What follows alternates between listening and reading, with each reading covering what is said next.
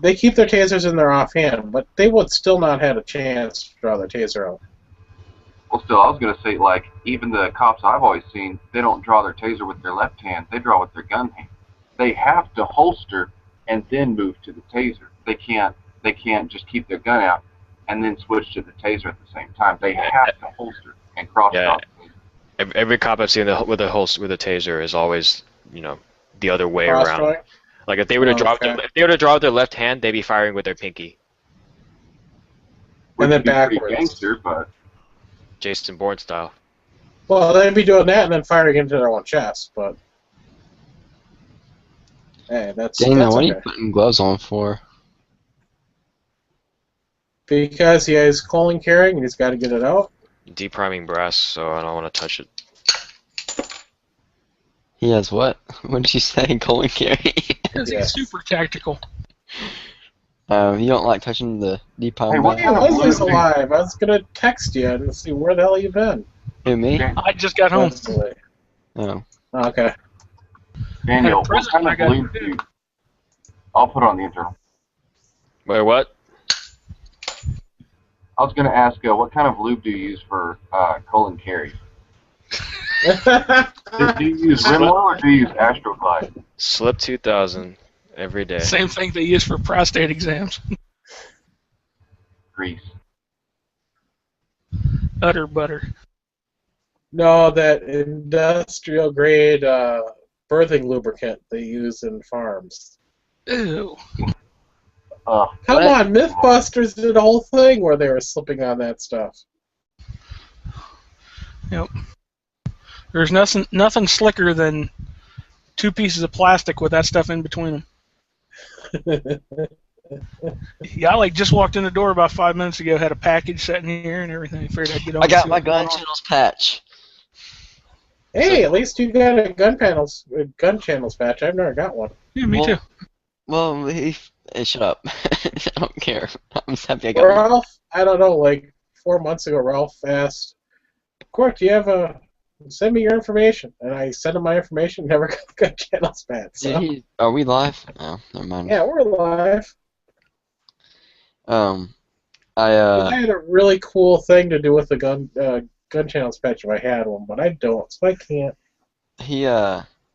because remember you got one for free if you upgraded your subscription to 1 year a few months back, whenever they were running the special or whatever, when they had the patches. So I upgraded in April.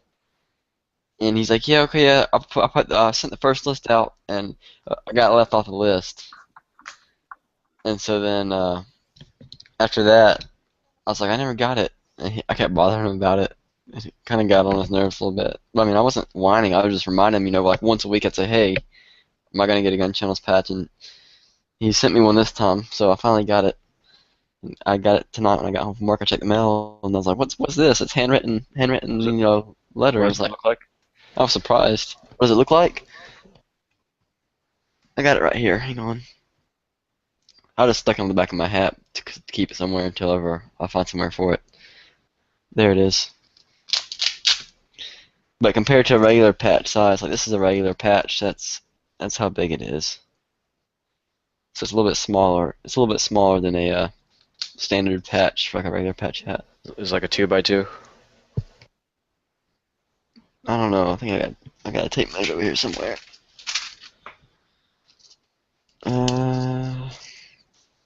Yeah, it's 2x2.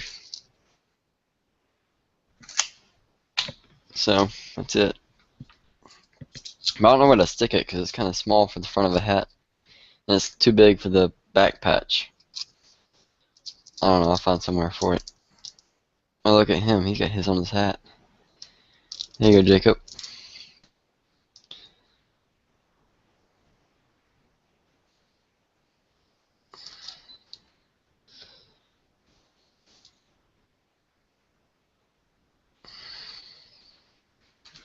I want to thanks, Jacob. Jacob's going to send me his extra patch, so Ralph doesn't have to worry about it anymore. How'd you get an extra one? What? What is this madness? I'm just happy I got one. Screw it. But seriously, Jacob, how did you get two? They just sent you two? Charming personality. You must give really good head then. Oh, you got jokes. Not You're, not bug, not bugging him every week.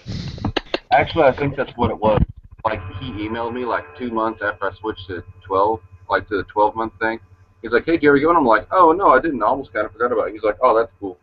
I'll send you one. I think he accidentally put 2 in. I don't know if he meant to or not. I got two Every Second Matters patches whenever I bought one because it took them a while. G-Web sent me 2. I was pretty pumped about that. Oh, that's cool. You can Yeah, I send was me one. happy. Because I paid for that one. I paid for the first one, so I got one for free though. And I put one on my hat, as you just saw, and then I put one on my range bag where it has a little ID card laminated slot. I just stuck it in there. I still got the badass little Every Second Matters stickers that Wesley sent out. Yeah, those are awesome. I got one pasted somewhere. You got a In one of what? my ammo G-Web boxes. has got all those. He's got about 100 of them. Of what? What does he have? The stickers? Every Second Matter stickers. Yeah, I got on the box I take to the range. I got one plastered on there. So We got freaking Every Second Matters stickers. What the heck? Yeah, G-Web's has got them. I didn't know that. I freaking get him to send me some. Does he have them on the website, the page to buy them? I don't know where he put them. I just know I sent them to him. yeah, you might have to send them a self-addressed stamped envelope or something. So Heck yeah, I'd be like, hey, send me just a few stickers and then I'll just pay for the stamp and everything. yeah. Leslie was nice enough to send me a couple. So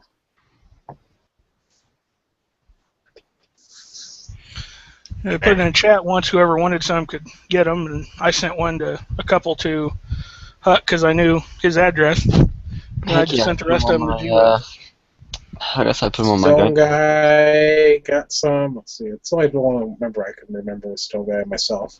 Cello got a couple. That's cool. G-String got some. Cool. Yeah, Daniel I think got a couple. The Keeson Part 2 over here. Now he's just Daniel. Keyson's old Daniel. Oh. I mean, look at that guy at work depriming brass. How are you depriming those? Are you using those to? He's using the force. It's a depriming tool. Oh, So that's you put the brass on here, index the pin into the flash hole, put the brass in, and then you squeeze. And the I primer's wasn't out. even watching him, and I was going to say Depriming tool. yeah. But see, but I don't know. I guess it's portable, but it's not as quick as sitting in front of a single stage and doing it. I guess. Oh, dude, this is much quicker. Really? Yeah. I'm pretty quick depriming on a single stage. I can go pretty fast. And I I don't can do it in want- front of That's my- what she said. Pretty fast. No, because whenever what I do is I just take off the primer tray or whatever on the single stage, and I'll just set a bucket like in my lap or hold it in between my legs or whatever, and then I'll flip the brass I just deprimed out and just slide another one in and just keep going, not nonstop. It's pretty. That is what she said. Yeah, okay, whatever, y'all perverts. But I can do a good bit. I mean, Come on, you're 18. You should be a pervert. where's it? Huh? And it keeps all the stuff out of my press and in this little tool. I guess that is true. Yeah. I wouldn't mind having one of those to do like while I'm watching a movie or something. I literally have a box of primers. That's all the crap that comes out of the casings. Yeah, mine are pretty bad too. Is the primer material aluminum? I don't know. It's just whatever thin, crappy metal. Probably 10 or something. What do you do I with think your it's all old primer? aluminum. I know it's non-magnetic. That's all I can tell you because I had a whole bunch of it. Brass isn't magnetic, is it? It'd be awesome if it was. It's not. You know how cool it'd be if brass is magnetic? For my old primers, I mean, I just get a big box of it and then eventually throw it away. I don't do anything special. We put all ours in a empty powder container, which and I put like powder that's like on the table or whatever. I'll like sweep it up and put it in there. One day I'm gonna dump it all out and sift it out and set it on fire. It'll probably make a weird flash because it's all kinds of powder mixed in there. Thank you. You just gave me an idea to do with my Fresnel lens. Awesome. Oh, yeah, that is a good idea. I think I know what you're gonna do. I'll destroy a couple shotgun rounds. Yep. By destroying a couple shotgun rounds, I mean actually just taking the shotgun round, the powder out of the shotgun. Yeah. Mm-hmm.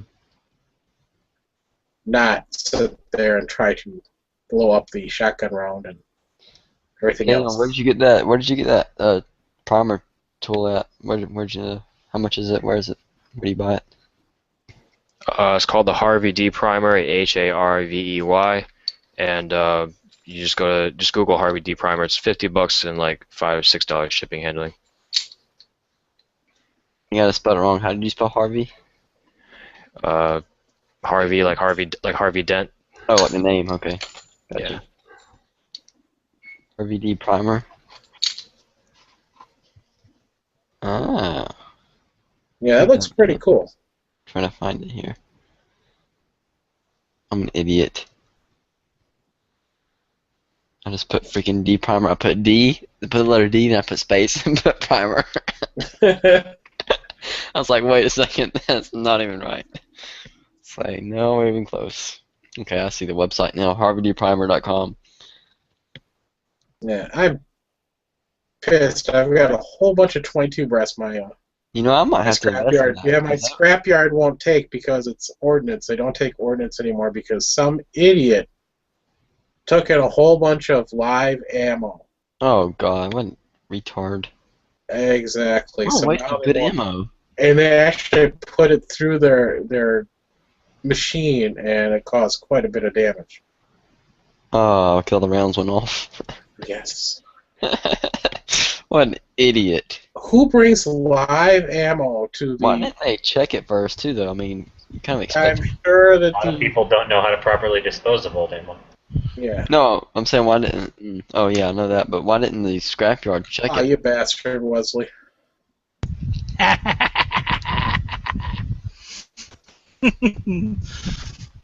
What? Yep, that was waiting on me when I got home tonight. Oh, you're talking about Legos. Yeah, see, he's got the Tumbler. tumbler. Look, you see that? It says ages 16 plus. I think it. I mean, I think you're a little older than that. I mean, usually Oh, most yeah. things. Oh, older it's than that. 6 to 12, dude. It's not 16 plus. No, it's 16 plus. That's 16 plus. Uh-huh. I couldn't get a very good picture because it's a big ass box, and I was holding the camera as high above my head as I could. I Oh, see what the package 1800, said. I wasn't yeah. commenting on what the package said. All I gotta Let's- say is I got better things to do than make Legos. What? I do too right now. Yeah, if you got time to do that. 52 But- televisions to strip this weekend. Yeah, it's not even in a store yet, so I got it it's not. It doesn't go on sale till September 1st. So, Oh dang. haha. Yeah. And by the way, I've got 50 frickin' tube televisions sitting in my frickin' driveway that I've got to. Wesley, you should do a how-to video on how to assemble it. I bet you get a lot of people watching Oh, it. there's already videos. There's been videos up for a week already. Oh, Yeah. The Lego channels have had that for like a week. Speaking of, Yeah, like the Brick Show gets that stuff early. I mean, Yeah. this came out pretty sweet. Get a nice snap to it. Ah, nice talk. Got a nice inward cant to it, like what tilts is it? towards Did the you make that bottom. holster? Yeah. Nice. 19 Kydex. Simple. I don't like Huck the makes everything he wears. Glock 17. How does little magazine holders come out? 19.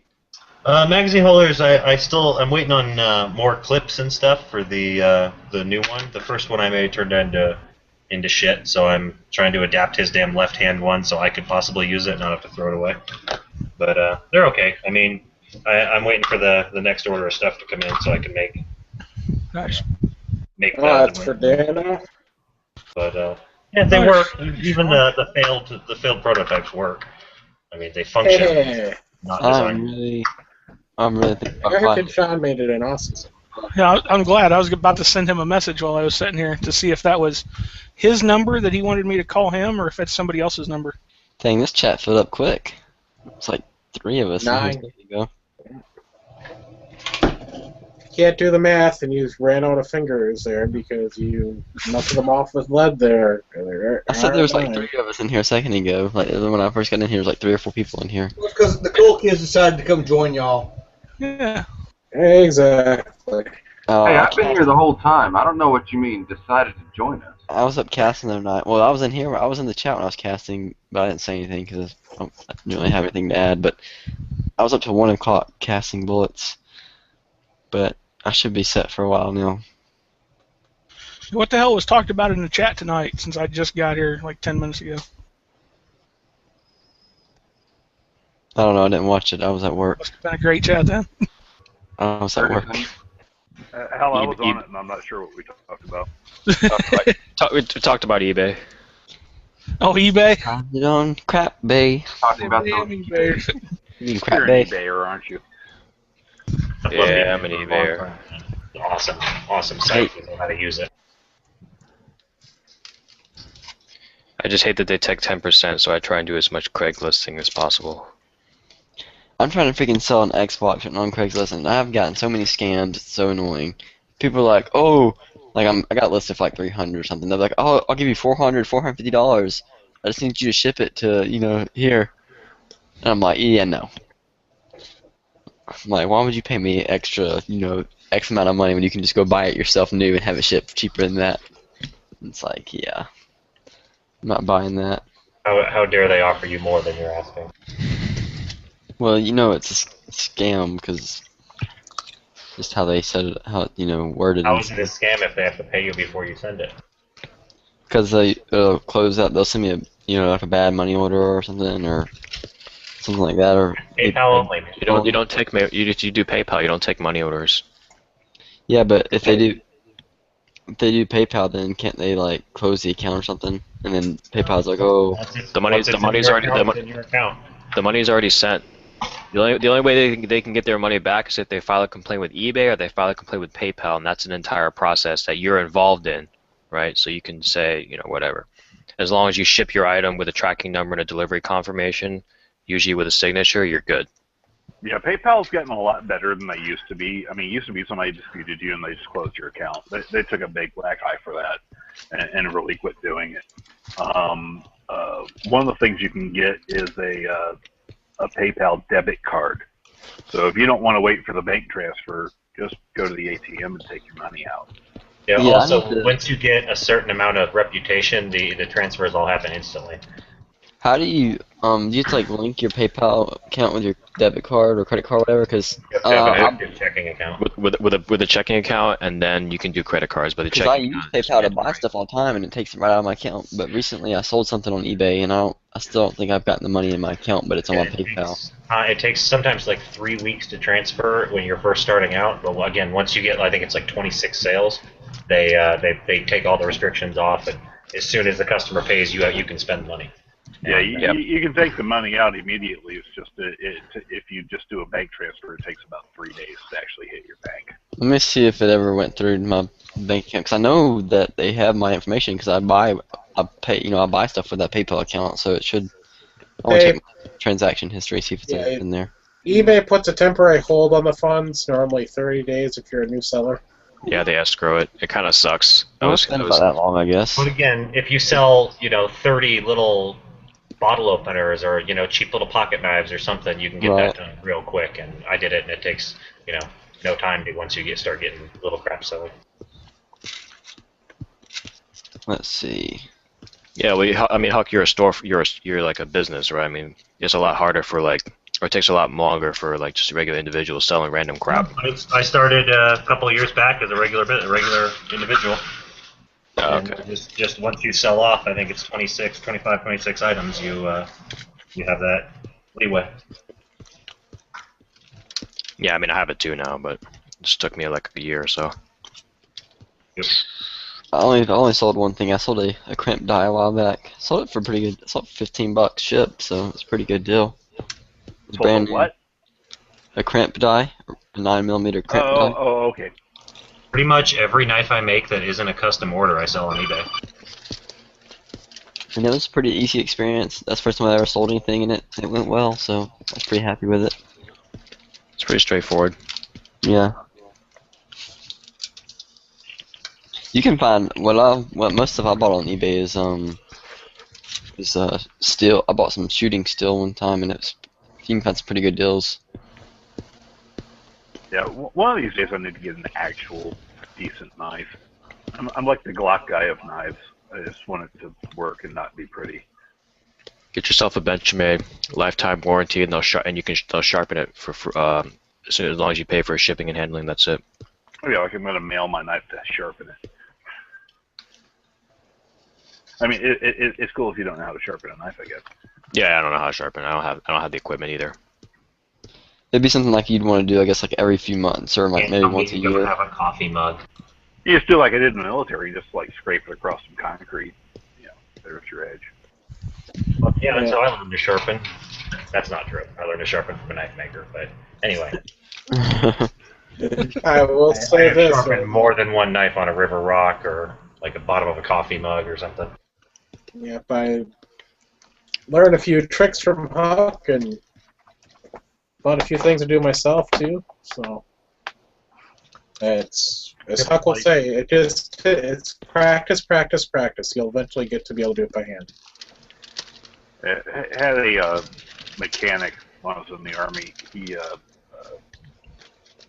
this guy, he was from like Alabama or something. Just a absolute wizard with a knife. I brought him the biggest piece of junk knife that I had picked up at the PX, and it had just a terrible edge on it. He's like, you know, I take it out to cut open an MRE pack, and he sees it. He sees me cutting this thing. He's like, that knife is terrible. Give me that knife. What? Give me that knife. I'll give it back to you tomorrow. He gives it back to me the next day. He's totally reprofiled the edge on it, and that thing held an edge forever that you could shave with. I was shocked. Yeah, generally when somebody brings me a crappy knife or a misangled knife, I just draw the edge back, and it's even with like a cheap Pakistani knife, you can get it to the point where you can shave with it. So Daniel, what all brass can you deprime on that hand deprimer? I mean, what's the largest you can do? You have to check the website for the limit. I mean, it probably won't do 50 cal because you know pretty much anything not 50 cal doesn't do 50 cal. Right. Yeah. But I mean, probably it does 308, 223, and 9 and 45. So it does everything that I needed to do so far. I guess they'd do like 300 Ultra Mag and bigger cartridges. I was my family was selling at a swap meet one time, and they were talking about TV tubes in the side chat.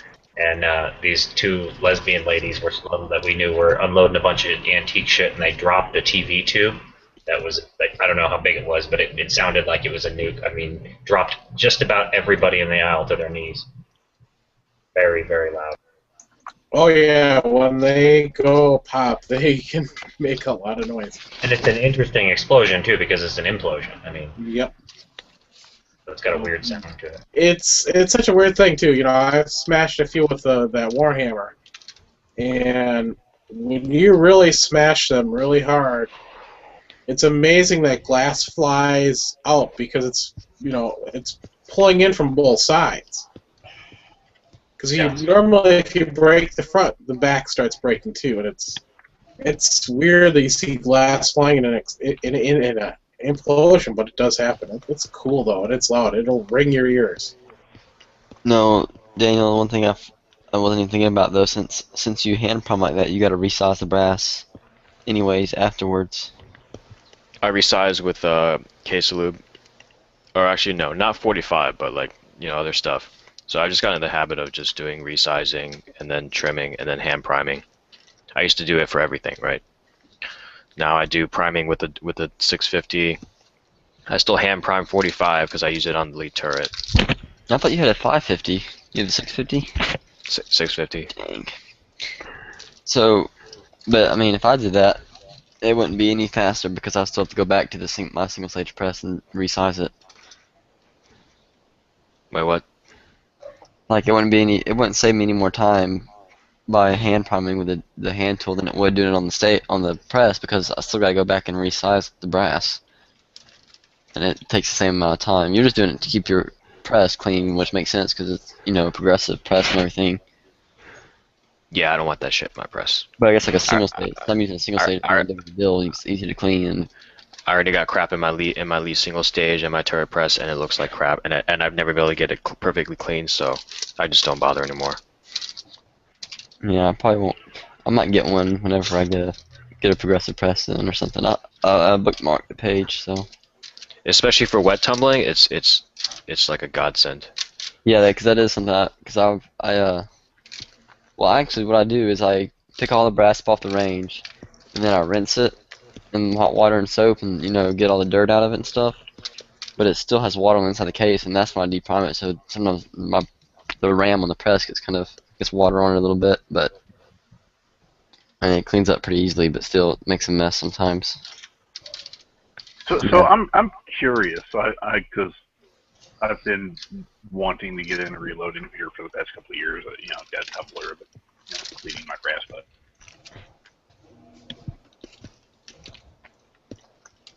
Yeah, what's up? Yeah.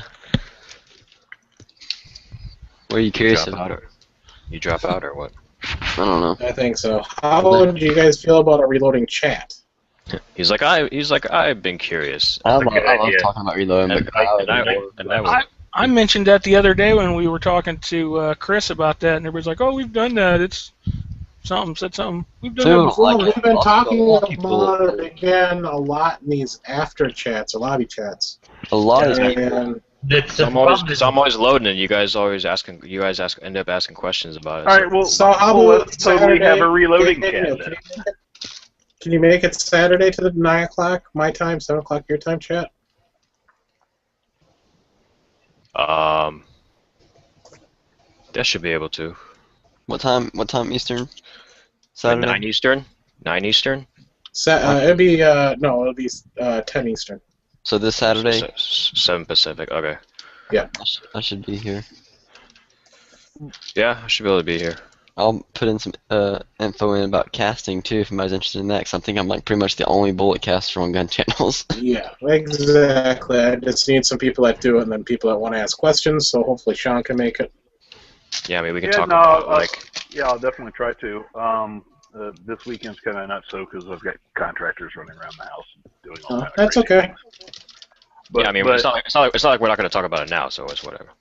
Well, yeah, and if I'm there, I'll totally ask this question again just to cue it up. But is it a total mistake for me to like go with my first press being a progressive, or should I spend more money and buy a single stage just to get used to it before I spend the big money on the progressive? So going the single stage route first, I think is a better way to learn because you're understanding how each process works, in isolation. Instead of all four happening at once, you're only going to spend about $120 more for a lead single stage, which is the one I recommend. I think there are people who start progressive. I think the first thing you need to get is a book, right? Don't go buy equipment, buy the book. Read the book very thoroughly. The book I recommend is I do have a couple of books. Okay, which books do you have? The Lehman book. Lyman, you mean? Lyman, whatever. I've never heard anybody pronounce that. So books like the Lyman, the Hornady, the Lee, to some extent, Nosler. Those books, those are mostly load data books. They do go over the process of loading, but they're not dedicated to teaching you how to load. Right. Okay. The book that I use and I recommend is called The ABCs of Reloading. I'll get the link here. But it basically walks you through with nice pictures and stuff. I do like pictures. I'm not very smart. That's something we have books and stuff on it, but I didn't learn. If you have someone who does it, experience is the best thing. Cause I grew up watching my dad do it, so that's how I learned. I also learned by spending like 2 hours with a fellow coworker who basically taught me and a couple other people everything we needed to know, and he had us make a couple 2 to 3 rounds. Excuse me. Yeah, that's the thing. I mean, like with 223, I'm like, I throw that stuff in the bucket on the range. With the 308 and the 4570 and some of the other stuff, I look at it and I'm like, that's big brass. I'm keeping that. I mean, you should save all your brass, right? Even if you don't load, everybody should save their brass, because if you toss it in a bucket, you toss it, you sweep it forward, you're just throwing money away. You could sell that. You could take 15 minutes out of your day, post it on forums, and make Or some money for it. You could send me a handful of it, and I will send you back a couple of custom bullets that are made of gemstones. Oh yeah, speaking of that. Yeah, and that's see if I one send you thing a I want to bring handful up.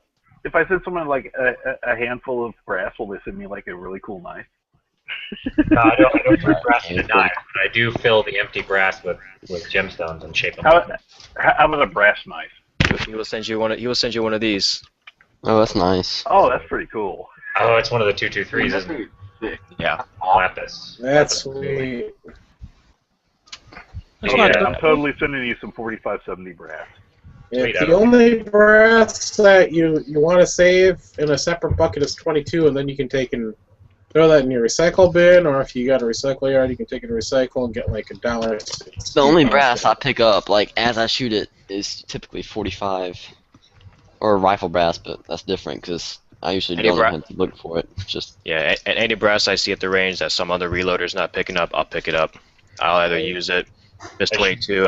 And I still pick mine up every time. Every time you shoot, you should look for your brass, as much of it as you can find. Yeah, that's Yeah, your money. That's your money. I've been saving my 45 brass here the past year and a half or so. I've been saving my 308 brass. And my, yeah, I 45 just brass. mean that policing your brass is a good idea. It's a good idea to police your brass in almost any situation. Oh, in my range, you have to police the brass, but I just throw most of it. Like when I'm shooting 223, I just throw it all in the range bucket because I don't know. I buy 223 pretty quick, pretty cheap. Yeah, man, you should save it. 'Cause that's a big part of the cost of reloading is buying brass. If you buy brass, if you buy brass, it ups your cost significantly, up to almost like where you're not really saving that much money when you factor in your time.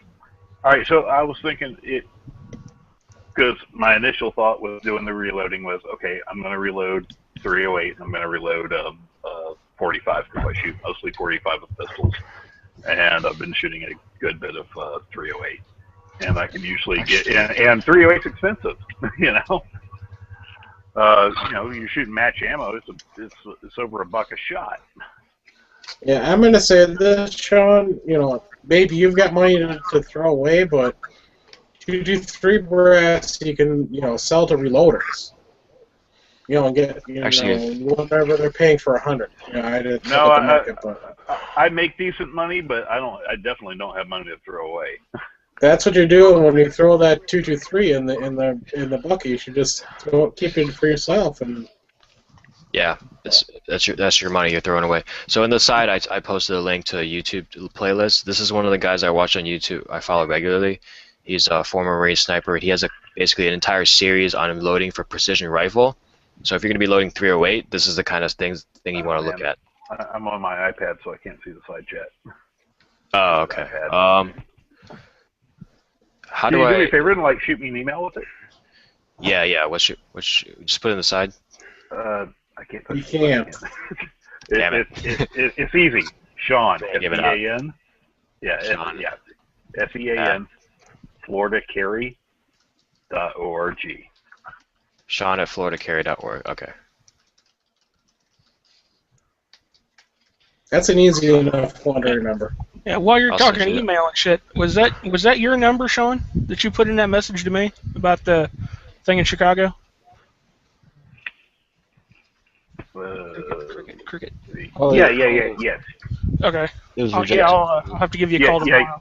Yeah, give me a call, and I'll definitely get you hooked up with whoever at SAF that can approve that.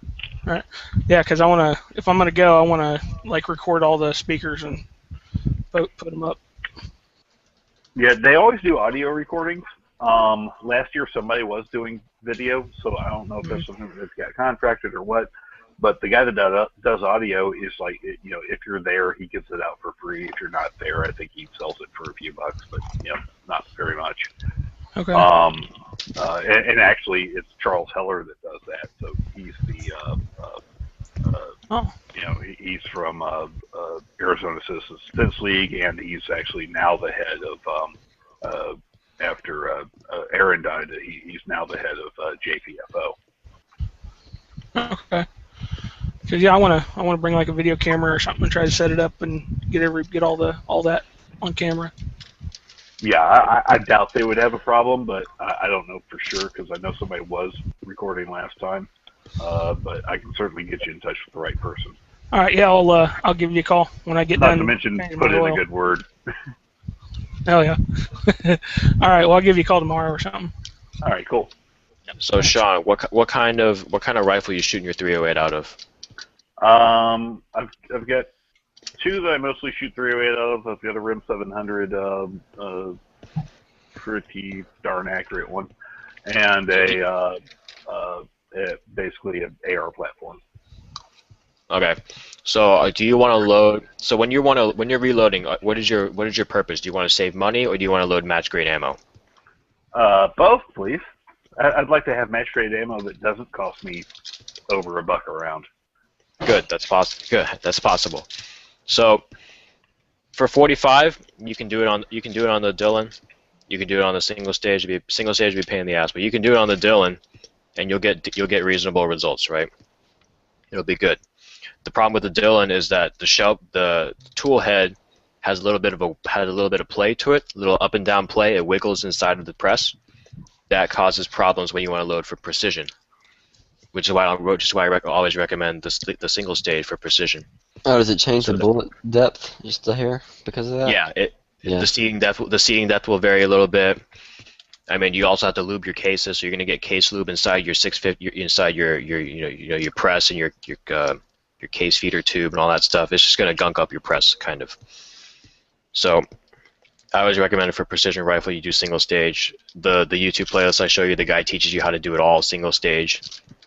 Walks you through the entire process and like even some of the advanced things like turning the case slightly, seating the bullet down like halfway, and then bring it up, right. Turn the case a little bit more so that you're seating it at the right, seating concentric to the case head, that kind of thing. And I totally see myself shooting loading up a bunch of match ammo for a 308 and loading some cheap stuff just for playing around range fodder, running through the shoot house at the range. Yeah.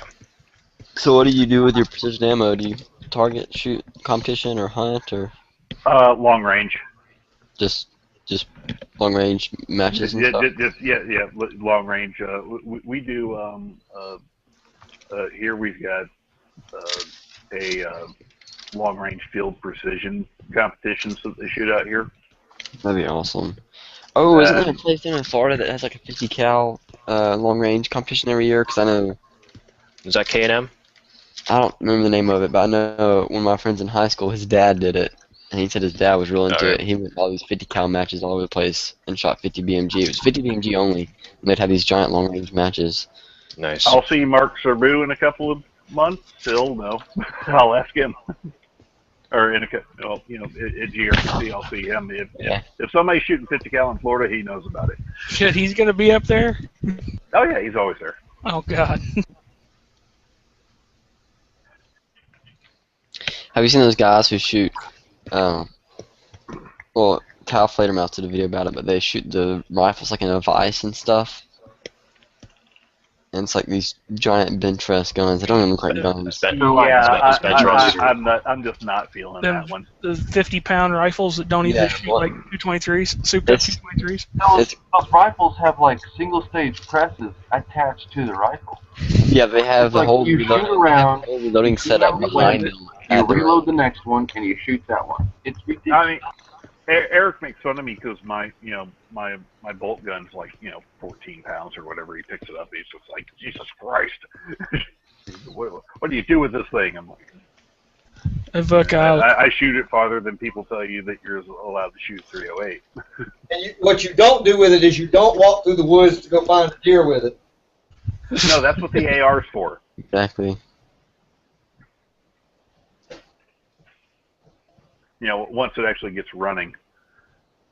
It's back at the manufacturer to get fixed. I put up a video the other day of, just raw video of me sitting in there on the bench trying to shoot the thing and it malfunctioning. I would love to horribly. take our, we have a 260. That's what I've deer hunted with for years. My dad bought it for all of us kids when we were little so we could all use it to hunt with. I would love to take it to a match and shoot. Air Precision is starting to come out with some 308 stuff, so is Palmetto State, so... Yeah, I've seen their upper and lower combo sets. Yeah, maybe next year I might build one. I've been wanting to build one. Yeah, I will never again buy a fully built AR platform, 308 or anything else. Yeah, I can't buy off the shelf anymore either. I tried it with this rifle and I've had nothing but trouble with it. Now this time, I threw up that video. I threw up some of my targets with the, I'm running like 1.7 average MOA out of the gun. So I'm like, this is wrong. You need to fix this. Put that on AR15.com. Put it out on the web a little bit.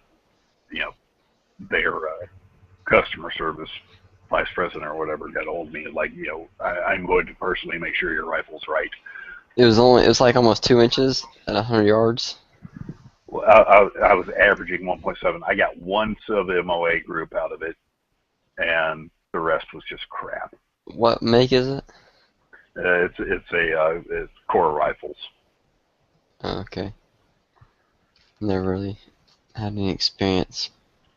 Yeah, it's the Core 30 TAC LR. So I mean, it's supposed to be match grade barrel. I mean, the specs on it are awesome. I mean, it comes with a UBR stock. It comes with a Geisley SSA trigger. It comes with it comes with a Surefire brake on it. It comes with really top quality parts. I mean, a lot of these things are the things that I run in my guns that I build. So it's like, oh, look, this thing's already built up with pretty much all the parts that I normally run. I just need to tweak a couple of things, and it's pretty well already set up.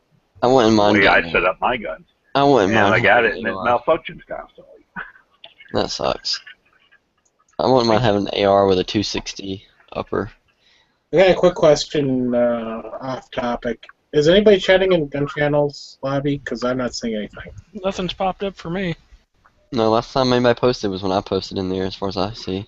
Playing with my molly. Oh wait, no, I'm still on Stone Guy. Whoops, never mind. Yeah, the last thing I see is by G yeah. Open lobby. Yeah, I see that same one. I see. Okay. She's dead, I guess. But yeah, if I get an AR, well, when I get an AR, I'll just get one in 223. But I would eventually like to buy a 260 upper, because that'd be so much fun for hunting. Do they like, have 260 uppers? Yeah, they're like custom. You don't I don't think they sell them as a whole rifle.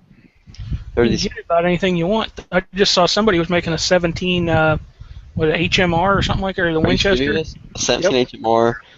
17 something. Yep. Probably. Well, is it centerfire or is it rimfire? It's I'm Arms just thinking made more about 17 HMR. Whoa. I mean, I get the upper, but just what kind of mag do you use? 223 mag, same as 260. Oh, really? I'm not sure. For 17, it had like a different kind of magazine. I think no, 17 HMR won't fit. Won't work if you want to. Definitely. That definitely won't. But I take that back. 260 mag is a 308. 308 mag is a AR-10 mag. I'm pretty sure, if I'm not mistaken. Huh. G-Web just said this chat's boring, so apparently he's going to sleep. Tell him to get in here and make it more interesting. Yeah, come in here and tell me which way I should put my AK mags in the pockets. The right way. I still think they should be bullet down. Hey, there's one spot in here, so somebody can jump in, or maybe there's two outs. No, there's one. Yeah, okay, I'm on this website. This is Precision Firearms. This is where I was looking at getting 260 uppers a while back. They have uppers for all kinds of calibers. 204 Ruger, 17 Remington, 308 Sidewinder. What? I think that's the rifle name. I don't think that's. What are you at? Wildcat uppers? No, yeah, that's just 308 Winchester. 6.5 Grendel. You can't see the internal, Jacob. So, Sean, what model was your Core 30? It's the Core 30 TAC LR. TAC LR, okay. I thought that's what you said. I just wanted to make sure. I mean, it's a beautiful rifle. It just won't eject.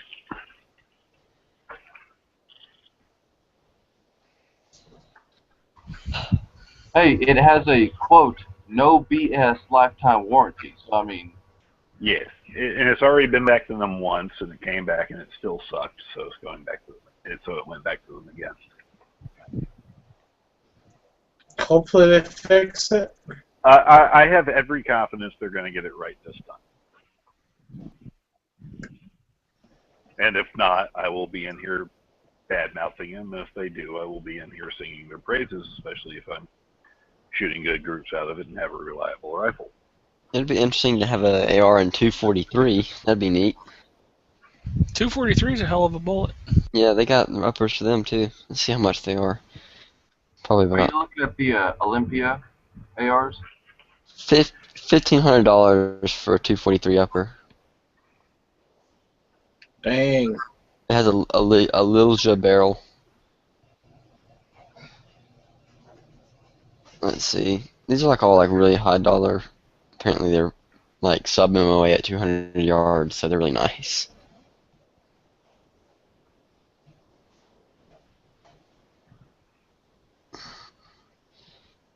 Apparently this 260 upper had 5 shots, had sub .5 MOA, 200 yards. Sub point. I mean, So is that like a quarter inch and 100 yards? I guess. well, you know, less than a half an inch. I mean, at 200, this is what always gives me heartburn. When people It's an inch at 200. MOA at any range, because an MOA is an MOA. It's a minute of angle. The range does not matter. You know, I used to think that too, and then I was thinking about it one day. But the wind affects your bullets exponentially. So if you have a But one MOA at 100 yards. Right, but the rifle has no impact on how much wind drift you get off. No, yeah, no, I understand that. I understand that. I'm just saying, and of course that may be on a level above what people mean when they say MOA at what yard. Yeah, because one MOA at 100 yards is 1 inch, but then at 200 yards it's 2 inches. I No, mean, the I only time that's understand going to that. come into MOA play is is an if angle. An angle doesn't matter, like length of an angle doesn't matter.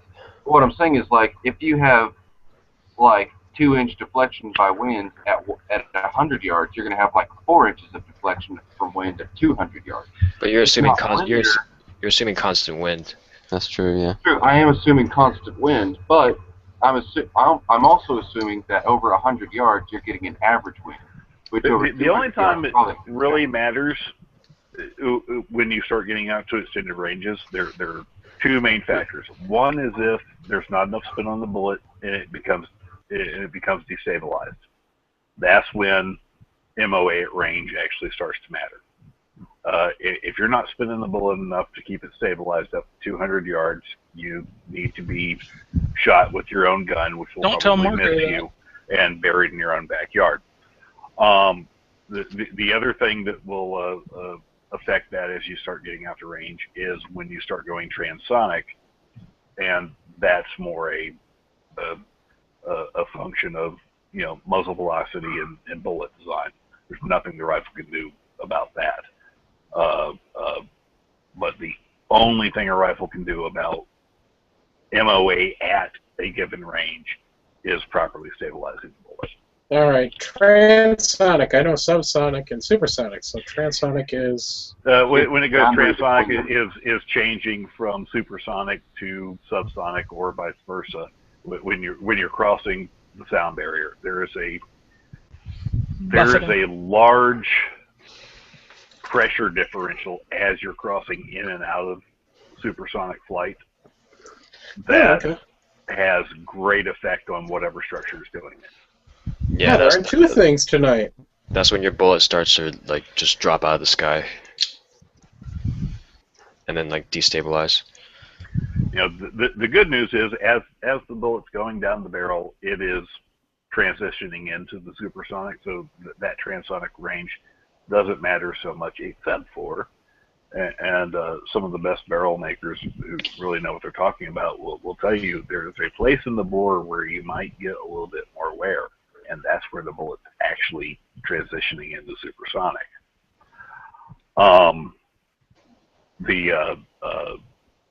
But little effect on the actual flight of the round unless you've got an exceedingly short barrel that it's just going supersonic right at the muzzle. So I'll put the link in the side chat to the uppers I was looking at. So that's another whole thing that old Marco can take into consideration in his 1 and 8, 1 and 9, 1 and 7 debate about his AR barrel. I kept telling him, it doesn't freaking matter what twist your barrel is. Your barrel's so damn short. It's gonna stabilize so soon, anyways. Just go with a quality barrel, and you'll get the better accuracy, even though you're at shorter ranges with a shorter barrel. What's his barrel? How short a barrel are we talking? 11 and a half. 11 and a half on a pistol's big SVR. Yeah, and he's all hung up that he wants 1 and 9 twist. It's got to be 1 and 9 twist. He wants 1 and 9 twist because he only shoots 55 grains. So do I, but he wants a 1 and 9 twist because while it's the optimal twist rate, he can't find a good manufacturer for the barrel twist he wants. So yeah, it doesn't really matter. I mean, it's like you're sitting there shooting 300 yards with an AR pistol. I straight up asked him, "Can you even shoot to the accuracy of your rifle?" And he's like, "Probably not." And I was like, "All right, then exactly, what are we talking about? Buy a Daniel Defense barrel or a Noveski or whatever you can afford. Something better than the Stag Arms barrel he was looking at. Stag Arms or some other lower budget manufacturer." Whoa, what's wrong with Stag Arms? No, it was a Yankee Hill barrel, I think. Oh, okay. Yankee Hill's okay. No. Let's go back to Stag Arms. What's wrong Let's go back to the Stag Arms barrel. What the fuck? Exactly. What the fuck? Come on. There's nothing wrong with them. There's just better things. Yeah, I don't have with the Stag Arms barrel. I don't have one, but I know people that do, and they shoot just fine. I was going to say, this is about to be the first legitimate, really bad thing I've ever heard directed at Stag Arms, and it's like I wanted to come across this new information. If the only bad thing you could say is, there's better shit out there, then hell, that's good. That's good enough for me. There's better shit out there than everything. I mean, there's never going to be a top item because people refine the top items every day. Exactly. That's why it's not a problem. That website with the custom uppers has wood furniture for an AR. It looks pretty cool, actually. On the picture they have. Uh-oh. Marco's over in the gun shells chat. Oh shit. Shit just got real. Did you see Kisan's new name? Yeah. AK What? Daniel. Which one changed it on him? Wait, I didn't even know you could change your username on here. Yeah. Oh yeah, you can. I forgot. I haven't been to the editing page in a long time. I really thought think you kids were it supposed to be wasn't really Kisan that changed it. What'd you say? I thought you young whippersnappers were supposed to be really literate with computers and such. What do you mean young? You're young too. You're younger than I am by about Who the 5 hell or is 6 here years. young? I have an old soul. He still has to Kinda throw in fucking his first everything. chest hair yet. Huh? Yeah. Still waiting for that left ball to drop. There's supposed to be 2. That's horrible. You know what I mean? Wait, you guys only have 2? My oldest brother has 3. No Okay, shit. tripod. I've given him shit about that my entire life. What? My oldest brother has 3 balls. I've given him shit about it forever. That's the always gets good tripod. about him being ballsy. You gotta be the ballsiest person I know. Right? The old 3-ball joke. He should be very fertile then. Yeah, we're Vikings, so we're pretty fertile anyway.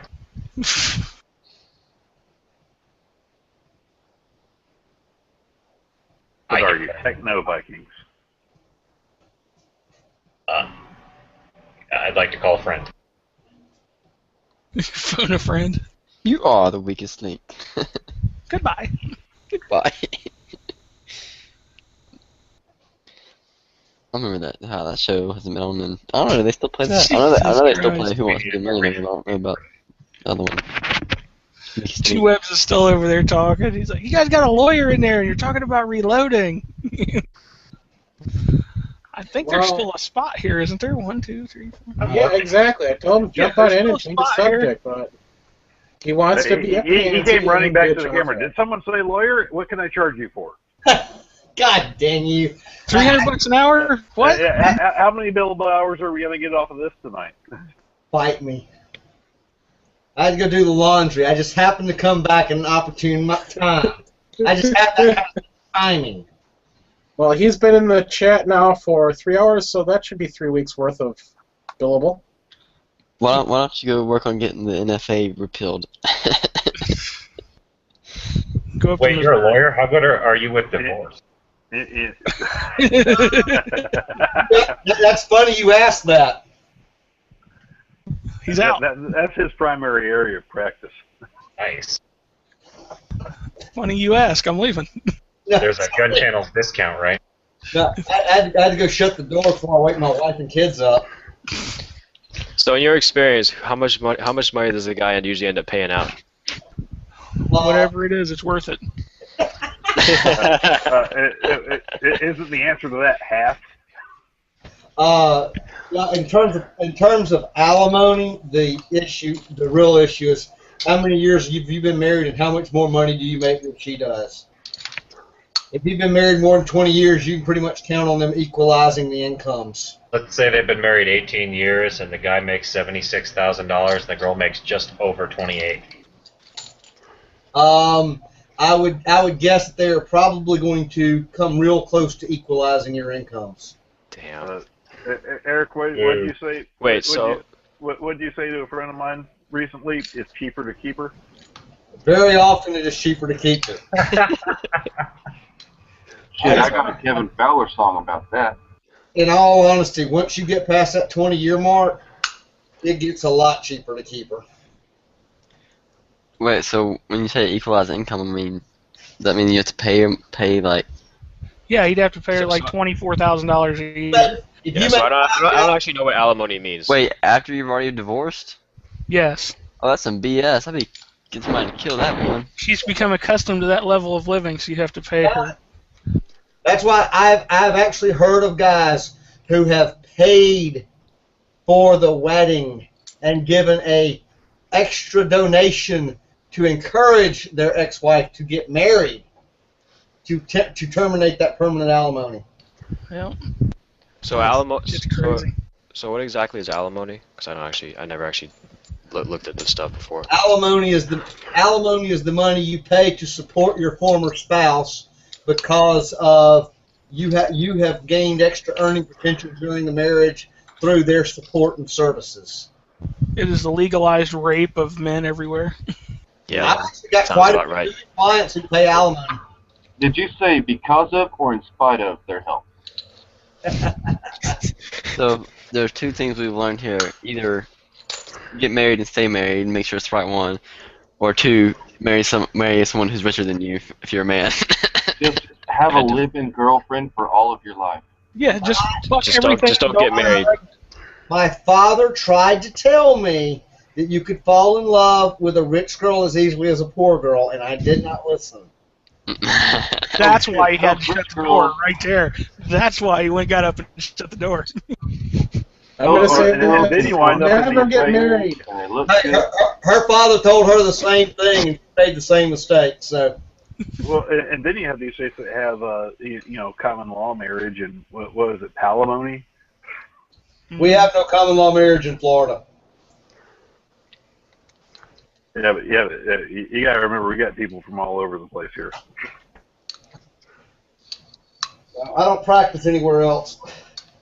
Nothing makes me not. Hey, you're licensed in Alabama? I'm licensed there. I don't practice there regularly.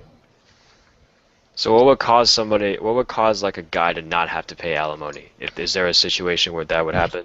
Like if the wife cheated or something? Florida is a no-fault state. It doesn't matter what she did. Oh, okay. That is some BS. Holy crap. She can totally have a baby with the milkman, and you got to pay child support. What if she tries to kill you? No. Actually, no. Well, until you prove that it's the milkman's. Right. You But can you can prove the kid's not yours, but it doesn't matter what she's done. If you've been married more than 17 years and you make a lot more money than she does, you can pretty much count on permanent alimony. Of course, I guess if you've been married for Permanent? 7 years, then unless something. Permanent till you reach a reasonable retirement age. Damn. But I mean, if you've been married for 17 years, unless something just traumatic happens, why would you be leaving your wife? So that's why, I guess. It happens all the time. Oh, it happens. My parents were married almost 40 years, and they split up about 70, 75. My parents split up. So. Yeah, empty nest kids are out of the house, and we stayed together until they got through college. Yep. That kind of stuff happens. I've seen 70-year-olds meet ex-boyfriends on Facebook. That's creepy. Let me pop these dentures out for you, sexy. Oh God. The venereal disease capitals of the world are all in the retirement homes. Yep. Which is Key West, right? The villages. All of Florida. The villages. There's a retirement community in Central Florida called the Villages, and they have a horrendous STD right there. You know what that's all thankful to, right? The little blue pill. No, but on a real note, if I'm going to get an STD, I would want it to be when I'm like 70 or 80, because I'm in such bad health anyway. I'm probably not even going to notice. You can't be in that bad of a health if you got an STD to begin with. Exactly. Can't be in that bad of health if you're 70 or 80 these days. Pull me off his respirator, baby. I'm ready to go. I don't care if I'm 120. If I start pissing razor blades, I'm going to notice it. I never said it was a good thing. I just said if I had to pick a time to have it, that's about when I would accept it. Jacob, where were you in AGR at? Oklahoma State, Pycaster. Okay.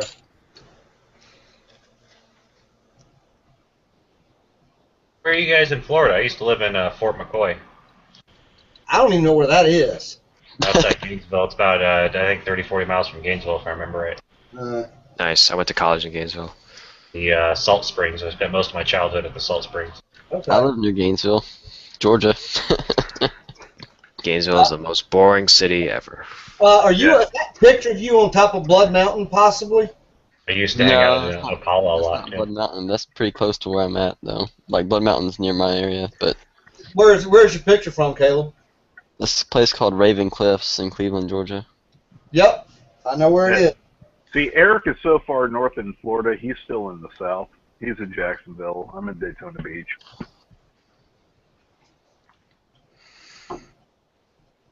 Cool. We go to Destin every year to deep sea fish. Caleb, I just came up and did the AT from Springer to Fontana in May. Oh, cool. I was right by Raven Cliffs, came across Blood Mountain, and I've lived here all my life, and I've never been to Brasstown Bald. I really should go someday. You need to go there. I do. I'll have to find me a sweetheart to take up there or something. There's worse places to take them. See, Eric, I'm going to throw you under the bus here. This guy goes to go hike on the Appalachian Trail and is going, I don't know if I'm going to take my gun because it weighs. It has weight. So I don't think I'm going to take my gun. What? So, Daniel. What's up? Why don't you not take a gun? So, what matches are you signed up for the GSSF? Oh shoot! I haven't even sent in my email, my form yet. I was just doing the standard civilian with the Glock 19. Well, see, I learned that GSSF was all static shooting, and I made my interest go down a lot more. But I still want to go you get a free gun, maybe. You have the chance to win all kinds of free crap. So that's what I'm saying. Really, it's the incentive of going to get. Me and Daniel are gonna rock it. Promotionals. It's a freaking far drive, though, right? What is GSSF? For you, is it Bremerton? So you could hop like on the ferry you wanted to. I looked it up. The ferry is about the same. The ferry actually takes a little bit longer. But I might as well drive down. Yeah. What is GSSF? Glock Shooting Sports Foundation. It's like Steel Challenge, but Glocks only, and you stand in one spot and shoot. Wait. And they randomly give away Glocks to people who don't even do that. Giving vouchers for Glocks, give out memberships, gear. Like, So for every- example, so one every- time they'll have like they'll give a Glock away to first place, 33rd place, and like 66th place. or No, something it's like okay. that. So first place, one guy just won. He just won $3,000 from there. Nice. So he won. What's it? We'll check. So when you sign up, when you sign up I for will say- GSSF as a membership, you after your first year, they send you a coupon that you can take to any blue label Glock dealer and buy a gun, like a law enforcement price gun. Yep. So that's probably one of the biggest incentives for going in the GSSF program, because it's only like I think $25 or $35 a year. And Wait, then are you save, serious? like, You get one of those as soon as you join? If you No. pay for hold on. If you paid Yeah, for if you pay for 2 consecutive years back to back, you get one. But if you pay up front for 2 years or greater, you get one instantly. How So much for is it for 2 years? For 2 years, it's $60. For 1 year, it's $35. Holy crap! I want to do that next summer when I go buy Glock 35. I want to freaking buy membership. And you get blue and label. you'll save like a couple $100, so it's pretty good. Yep. I'm still waiting for my coupon, man. I haven't gotten my renewal information or anything. Hey, speaking of waiting, did you ever get your suppressor yet? Nope. Them sons of bitches. Been 3 weeks into August, and I still haven't got my freaking suppressor. They said they're supposed to process it this month, so I'm probably gonna expect it. If I hear back by mid-September, I'm gonna call them again.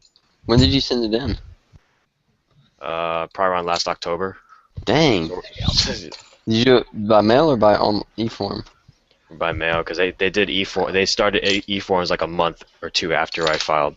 I'm gonna buy Quicken Willmaker and start doing I'm gonna it. fucking get mine before you get yours. Yeah. And I just sent mine in like a month ago. Did you send yours via email? I mean, e-form? My dude said they weren't taking the e-files anymore. They stopped that temporarily. They stopped doing the Form 4s. Form 1s are still e-filing for now. Oh, that's good. People are getting them back within 30 to 45 days, apparently. Mm-hmm. Wait, how many? 30 to 45 days. Holy crap. Yeah, we actually have somebody that did the trust that we do. We do a thing with a combination Florida Carry membership and your NFA gun trust for $100. Yeah, see, I was gonna buy a Quicken Willmaker like for $50 on Amazon, and I could do anything I want. I was gonna make my own trust, and then that'd be it. Yeah, but those aren't gun trusts. They Do not use Quicken. Yeah, do not use that. Dude, seriously, go to FloridaCarry.org and look at the thing that we're doing with the gun trust. It's a $50 membership plus a $200 trust that we sell for $100. Wait, so why can't you use the one on the Quicken? Like you said, it has to be a certain, like a gun trust, or different. It creates all kinds of legal problems if you have an issue. Well, yes, it is a trust. It does not protect you if you do it through Quicken. Don't do it. Yeah, spend the money. Do it through a real lawyer who has experience doing specifically gun trusts, like what Sean's doing, that kind of thing. Don't cheap out and do the Quicken or like some other online, $10 trust or whatever, because you're gonna screw yourself. It's very easy to create accidental felonies for yourself. Yeah, I think we've got the cheapest gun trust that's out there anywhere. What's it under? It's $100 and it makes you a member of Florida Carry. Mm-hmm. What is it under? What tab is it under on your website? Go to FloridaCarry.org, go to the join thing, and you'll see a thing for the gun trust. Actually, if you look at the top header, there's a thing that talks about it. Go to fl2ashop.com. So your Amazon shopping. What does Amazon have to do with it? What? Well, there's 2 links up there. It's just well, they're probably using Amazon payments, right? Well, So it's just no. The Amazon thing is like when you buy stuff off of Amazon, we get a commission off of it. Okay, so Yeah. your store. Okay. There's 2 links up there. One is for that, and the other one is for the NFA trust. So if I were to do the $100 trust thing, I could do it all online? Yeah, you fill it out all online. It's a trust that's done by David Goldman. He owns guntrust.com. Yeah, I've heard of him. When I was looking he's- into it, I heard his name. Yeah, he is absolutely the guru of gun trust. It's you go there, you fill out a form, and it creates the gun trust for you, and it comes with all the instructions on everything that you possibly need to know, and they're properly set up for protecting you from any issues. And you put in what state you're in, and they're customized for whatever state you're in. Where's the link at for this? Just go to floridacarry.org. I might have to do that pretty soon whenever I. Do you know a guy named Dennis Brislon? You ever heard that name? I'm the worst person in the world with names. Oh, okay. Yeah, he's the guy that did my trust. I could swear I heard the name Goldman come up when he was talking about trusts. Yeah, probably. A lot of the people doing trust are associated with him. He trained a lot of the people that do trust. Who put a freaking Lego Ghostbuster link? Cork? That was Quark. I'm looking for a picture. I was like, what is this Cork just put? And I was like, oh my god, it's a freaking Lego set. As I said, I did not direct this to Khalib over there. I know, but I'm just Khalib Sheikh 8 Ahmed. Usually when people post stuff in the internal, it's like links, it's something good or something like that, and that's like, oh, what's this? Freaking Lego set. As I said, taking up my bandwidth, Quark. Yes, I want to get this, and I was keeping it internal. Instead, you had to bring this along. All right, I didn't say what it was. I just said it was Legos. I didn't say what it was. Who are you gonna call? Ghostbusters! Yeah, exactly. Yeah, I know they work. I just used one, or tested one for somebody. Yeah, I've never Insane. I've never used it on a centerfire, but Why would you? I never have. Way to go, Quark. Wes. You see much? Yeah. You see what's behind it though? Yes. The R2D2 and the Ewok Village. Yep. Nerd. So, you've got all that stuff, huh? Yeah. I just ordered another set today that they're closing out. It's on their retire list. It's one of the Superman sets. And I'm just doing this because I want to build them. Well, I am too. I've been looking at it for a while, and then I saw it was on the retire list. I was like, well, I better buy that. Yes, I'm sorry I had to step away for a minute. I heard a question about gun trust, but I didn't hear what it was, and I kind of heard Sean answering a lot. But somebody said they were going to do a gun trust through Quicken Trust or something like that. Yeah. So you over there. So you got to pay $50 every year after you own that, like you obtain that trust. Is that the point? No. When The it says $50 per year over afterward is to continue your membership in Florida Carry, which you absolutely should do, since all concealed carry license laws in the United States have stemmed from Florida's. Oh, okay. Well, I would definitely look into that whenever I decide to make my trust. Unless you just hate guns. Well, how hard is it? I got a question. How hard is it to add beneficiaries to the trust and stuff once you've already made it and everything? Nothing to it. Okay, because like if I made one, I'd probably put like me and my dad on it. And Yeah, you put in whoever's going to be on the trust, and then there's a modification form. It's real easy. You designate additional people. I mean, I have that too, but my trust was written in a way that declares any event I am at, anybody who is with me is considered a lifetime beneficiary for the duration of that event. An event can be interpreted as whatever, like just going to the range or hanging out. Right. So basically gives everybody permission, everybody that I'm with that is with me, permission to touch my NFA items. But I thought that was in my presence. I thought that was like with any NFA item, as long as the owner was present and in control. No, if you're going to let someone else use it, technically, I hand it to somebody else. If I hand it to somebody else, that's considered a transfer to the NFA. No, I have to disagree with that, because so now, of course, I'm not a lawyer. I don't know anything about that, but it's like what I read, and it made a lot of sense to me, was if you're in the presence of the person, you still have possession of that rifle. It's like you're watching it's over not like somebody you're- who's like handling it right now, but it's not out of your possession. It's not so far gone that you can't reach over and grab it real fast. Almost. Eric, It's still care to get there. into actual possession, constructive possession, it's and all the constructive. types of possession we have? I mean, constructive. There's a lot of. It's very tricky. So is it just that way for people who had trust, or is it for that way for any NFA item? It's an NFA period. NFA considers a transfer like literally just. I think pretty sure literally just When they handing have it all to these somebody big as a machine gun transfer. shoots- when they have all these big machine gun shoots, they have all their trust or whatever it is written up so that it allows. They probably Yeah. have them as beneficiaries. Probably Right. has, Yeah. Daniel has his that he just stated that, in which if he's at an event, whoever sees what is part of his trust at that point. They're in my If trust. you They're do in my not trust. have a trust, you cannot let your wife handle your NFA item. You can't even let her have access to it. Like she can't know the code to your safe. Who It's did almost as if you had a felon in your house that can't touch any of your guns. That's the same kind of level of protection. That Who did your trust, Daniel? He just, it's a Washington-based group. They're called Northwest Gun Law Group. A guy named Dennis Brislon. We did a big group, basically like a group buy from him last year, and we got 20% off.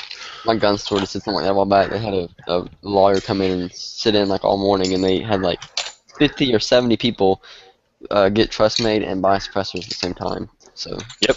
it was really good business for them too. Yep. And it's a smart way to do. I mean, if I were in a gun shop, I'd definitely do that way. But yeah, if somebody, like, if I have my suppressor sitting there and somebody's going to go to the range with me, I literally just write their name down on my trust, and they're good to go. Yep. If I didn't have a trust, there's no way I could let someone shoot my suppressor. Yeah, I would like to, when I do a trust, I'd like to do it like what Daniel said, where anybody at an event, quote unquote, could. So- Yeah, it's all on how your lawyer does it. I mean, I don't know if my lawyer does it. So could everyone Florida else. carry do it like that? You have to talk to the lawyer who does the Florida carry thing. so I have a question. Though. I have a question. Sure. So say if I have had a suppressor and I didn't know about the NFA, transfer or whatever, blah blah blah, and I was to like let my dad shoot it and I didn't have a trust, like who would be penalized? Would the both whatever participant Parties. would be penalized and like whatever? At the very least, you would, because you transferred it, right? I don't know about the other guy. He Yeah, might both be in possession. Both could. I mean, I'm sure you guys have heard about the guy that got nailed for quote unquote transferring a full auto Machine gun. firearm. Yeah. What is it, Minnesota? That was just look, if you spend any time around an AR, you drop the bolt on a round, it dimples the brass because it's a free floating firing pin. You put exceptionally soft primers in this thing, and he had slam fires. Not him. And- His buddy had slam fires. Well, yeah, the person who he loaned his gun to. So Sorry. now the Department of Justice used a little bit of discretion and didn't prosecute the guy who had borrowed the gun. They prosecuted the gun owner, and he went to jail. Wasn't it that? He didn't go to jail. He got arrested and got stripped of all his valor and got discharged from the National Guard when he was like an E6 or something like that. Yeah, he got screwed. Wasn't it that his trigger group or something malfunctioned and the hammer followed the bolt back and it double tapped. It double tapped. It double tapped and jammed on the third round. It was a M16A2, so it was a 20-inch barrel, and it double tapped. And he got all his stuff revoked. His medal, his valors got discharged from the National Guard. Lost all his benefits. It's ridiculous, man. And that's why I'm glad I have a private place to shoot. That's why you don't lend your guns to people, and that's why you don't lend your guns to people who are stupid and going to ask, "Oh, was this supposed to shoot 2 rounds with one pull of the trigger?" No, because I think the range officer caught it. The range officer, there was a range officer at the shooting range at the time, and he saw it. And instead of addressing it then and there, he did research and found out who actually owned the gun. Stupid. What a jerk. What an asshole, dude. What a freaking jerk. Did they charge him for transferring a full, like an NFA item, Yep. or did they He transfer him that- for illegally that- constructing? that- He or possession? and he creation. transferred a machine gun. And manufacturing of a legal item. Yeah. Did he actually get? Because if you want to, they can reenact anything. They can make your gun malfunction any way they want to. You know what I mean? They could whatever. Well, the irony they is wanted to. that they couldn't get it to malfunction at first when they first tried to. No, they So could. then they switched ammo and went to a softer primer and it started malfunctioning. If they want, seriously, But they could. You still haven't answered my question. Like, okay, so they indicted him and all kinds of stuff, but what actually did he get convicted on? Manufacturing and And transferring. of an NFA item. And transferring? Yep. Of a They machine, they of a did machine gun. He was going to jail. Like they were trying to make him go to jail for like whatever the maximum, like 30 years, right? God. Minimum 30 years. Excuse me. Did he give the gun to the guy and like walk off, or was No, he like standing yeah, there he like say me and Daniel live by each other, right? So Daniel's 45 minutes, and Daniel's like, hey Keystone, can I borrow your AR-15 to go test out my new reloads? I'm like, okay, whatever, just pick it up, and then he takes just a regular standard AR-15 and shoots it out, and I guess it double feeds or double tap around, and God, what a jerk range officer. Oh yeah, yeah. Fuck that guy. Yeah, for real. But yeah, in that scenario, Keystone would be screwed, and I could I possibly got screwed. So I was at home. be nailed as well. I was home watching freaking Oprah, and they come down, bust me down the door. That's why you always shoot in your backyard. Should have freaking watched Ellen that time. Yeah. So the moral of this story is, if you're going to have an NFA item, have a trust, and if you loan it to somebody, put them on the trust. But even then, Well, I wouldn't loan it to So- anybody. I wouldn't loan it to anybody. So even then, if you would have had an NFA trust for all his firearms, you put, even though it's like not an NFA item, you could put a regular standard AR-15 on a trust, correct?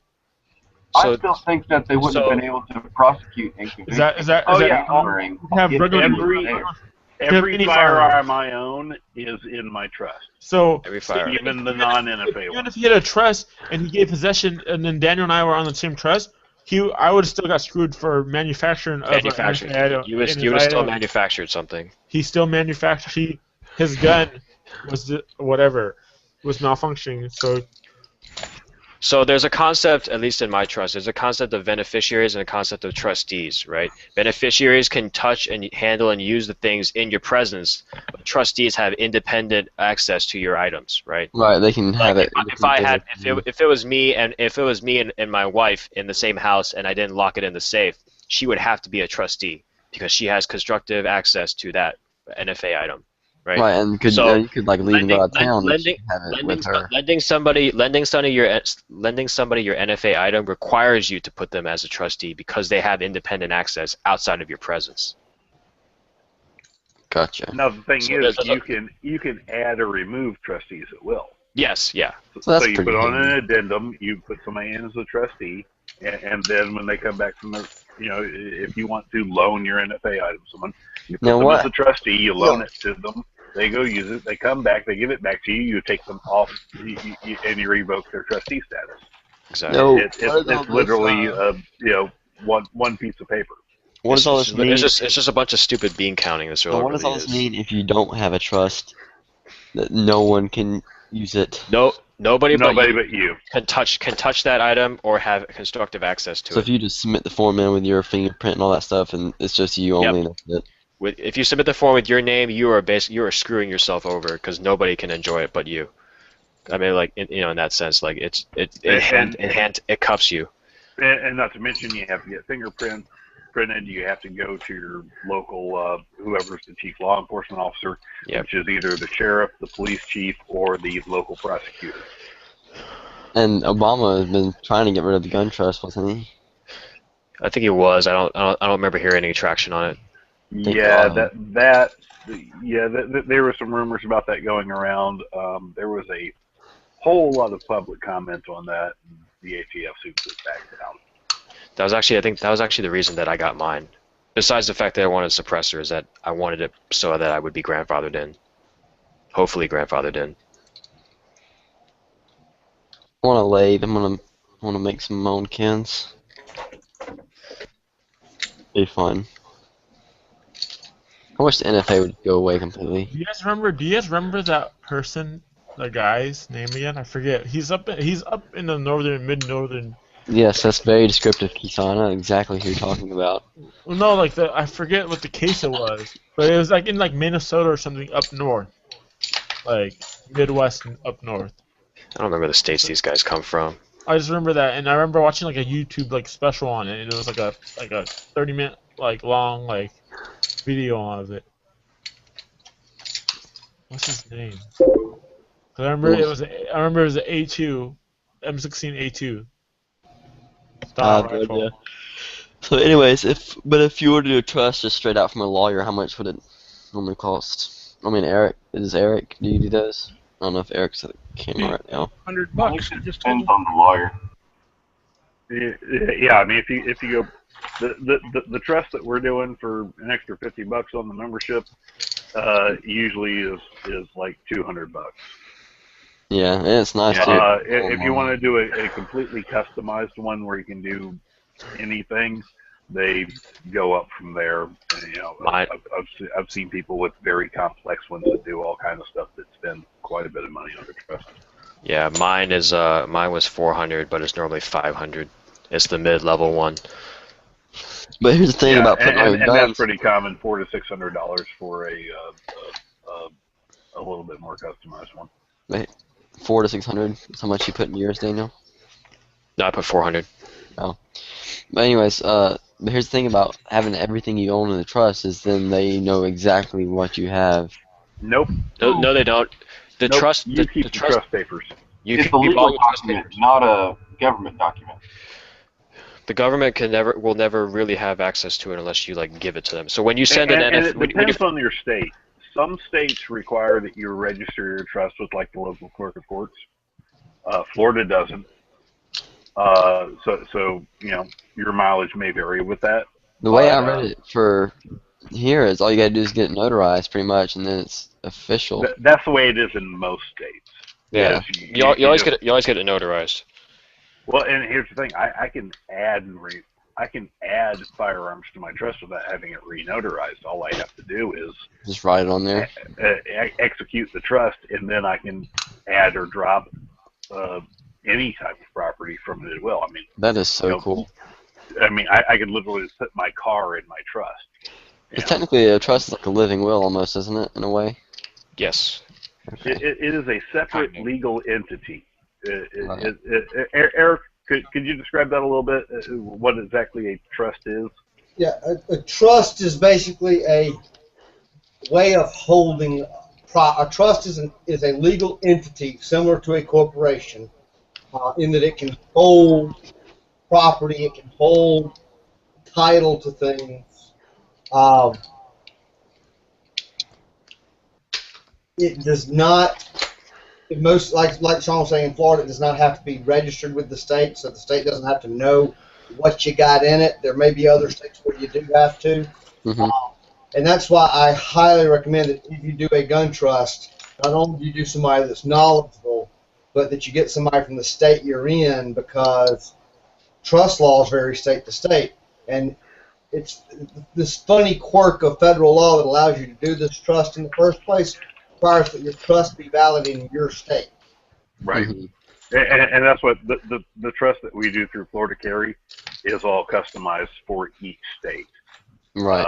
You know, because like you were saying earlier, you've heard David Goldman's name before. He is just absolutely the gold standard when it comes. He created when he started doing this, he created a national network, basically coast counseling with other attorneys in other states, so that they could basically licensing his work product to them to modify for their states. Is that a Gun Doc X trust? I don't know if that's Gundoc X or not. Okay, because that's what I have. I have a Gun Doc X. When you mentioned those guys a while ago, I went and looked them up to see what they were doing. I don't know. I got a feeling theirs is probably their own deal. Okay. Because I know you said he was talking with other guys in other states, but he has connections in other states. I just didn't know if he was in that network. I don't know if it's the same or not. I do have to share one quick thing. I was reading the news while I was listening. I just found a headline from our local newspaper. No cause for concern about military-style equipment for police, the sheriff's office say. Because our sheriff has told the newspaper we have no concern about military weapons in Jacksonville, we have no reason to be concerned. Now, just so you know, in the past few years, they've gotten some type of APC, a King Air airplane, and 2 helicopters. And what's the problem? An airplane. Not to mention the numerous weapon systems they've got. So it's okay for us to have them, but it's not okay for them to have them? I mean... Trust me, I'm from the government, and I'm here to help. Me? I mean, This is also the sheriff that just busted our efforts in the last legislative session to allow people to take their guns with them when evacuating during a hurricane. So they don't allow that? Technically, it is not legal in Florida because once a state of emergency is declared, it is basically illegal to have your firearm anywhere off your own property. What the? Dang. Even with a concealed carry permit. That is some BS. Dude, that's ridiculous. I gave my parents guns specifically for that. I feel like in a state of emergency, everybody should be able to take their guns off their property. Well, that was exactly what you're asking for. Dude, that's ridiculous. Alright, so I have a question going back to the trust. What connects the trust to the ATF? I mean, you just telling them that, oh, I have a trust, so I can... So basically, when you get your trust, it's basically a document that at the last page you sign it and they notarize or whatever. You photocopy the entire trust, so the entire definition of the trust, as well as your Schedule A, which lists your NFA items, and your Schedule B, which lists your non-NFA items in your trust. Or you send the entire trust. Right? So at the time you registered the NFA item, they do know what all you have in the trust, but then you can modify it later on without them knowing at all. So my trust is... So the trust declares that NFA items will be in a Schedule A, and non-NFA items will be in a Schedule B. So the Schedule A is just a page list of NFA items with the serial numbers and all that stuff. The Schedule B, the page that I send to the ATF, is a page that says, "This is my Schedule B. My firearms are. I'm not basically saying, here's the Schedule B. I'm not telling you what firearms I have, but non-NFA firearms I have, because honestly, the ATF doesn't need to know. They shouldn't know. They shouldn't really care. As long as I send them a Schedule B, something for them to look at, is considered kosher. So I keep a private Schedule B with my listings, right, for insurance purposes or whatever, inventory, and that's what I keep. That's private. The ATF or any other government doesn't know what I have in terms of non-NFA stuff, but of course they're going to know what you have for NFA items. Yeah, because it's registered. So little things like that, you need to make sure your trust is written to where it protects you, it protects your privacy, right? So if you're going to do like a Form 1 or something, and you send in the registration for it, you don't add it to the trust. You don't put it on your... I mean, it's already on the trust once it's Wait, what? accepted, right? So when you file a Form 1 or a Form 4, you put the name or whatever, the person who you're registering this to, you put your trust name. You send them a photocopy of the entire trust document, and then you update your Schedule A with the item that you're applying for. So you have to photocopy and send them your quote unquote Section A, the part of the trust every time you get a new NFA item. Yes. Okay, gotcha. And then I send them my little template. Fuck you. I'm not telling you what my shit is. Schedule B. Then how do you know? Like a Form 1, if you're doing a Form 1, you don't know the serial number for it yet. You should. Oh, Form 1. I don't know. I've never filed a Form 1. I'm assuming you have to know the serial number of it. Yeah, so you just... Because usually because you do the way Form 1 works is you don't get to start building your suppressor until you get it accepted. Maybe you register a serial number and then I don't know what the process is. Pick whatever serial number you want, and then you better make you dang well you put the right serial number on the suppressor. So right here's paperwork for an SBR. I have Form 4s, Form 1s, and then the fingerprints from the ATF. They're free. You can order them off the ATF website. So, Kisan, do you have a trust? I do not have a trust yet. Go get one. Go get a trust. I gotta get one. I know. I'm gonna freaking get Like one. a That's why I was, I- thinking I was gonna buy a truss and get a SBR on one of my lowers, but now that the SIG brace came out, I'm like, I don't know. Let me hold off and wait. But Yeah, dude, don't do it before you have the trust. It's I know. I ordered them all from the ATF. you basically can't even pass it down to your kid unless your kid files a form 1 for transfer. Yeah. That's how ridiculous it is. But with I a know. trust, I $200. just make him a trustee, and then when I die, he has full access. Yeah. So yeah, I got this. I ordered this back in what, like when we got approved in St. Washington. So it was like what, March, April? March, April, or something. I Yeah. forget when, but I ordered it right then and there, right when we got it. So when you have trustees, they have to sign off on that trust too, though, right? No. Everything. No, I don't think so. So you can just put. Because they may be trustees, but you're the grantor. Or no, yeah, you're the grantor.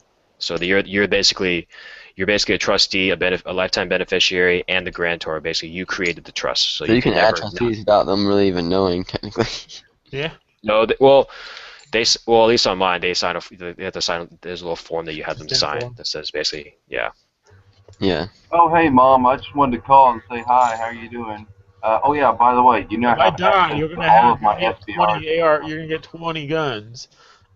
Yeah. So, It's kind of weird. It's kind of weird too. See you later. You Yeah, gotta, especially No, you especially if you want to gotta do leave like. you gotta leave on the voicemail machine, so when she like looking through the mail, she plays it. Especially No, when you're talking about things like having a living will or transferring firearms to your kids, you got to make sure your trust handles that too. Especially if they're out of state. If they're not in the same state, your trust gets a little more complicated.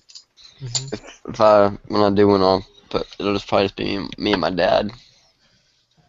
'Cause I can't really think of anybody else I put on there. As far as trustees go. Daniel, what are you loading right now? I'm just depriming 45. 45. Oh, I thought.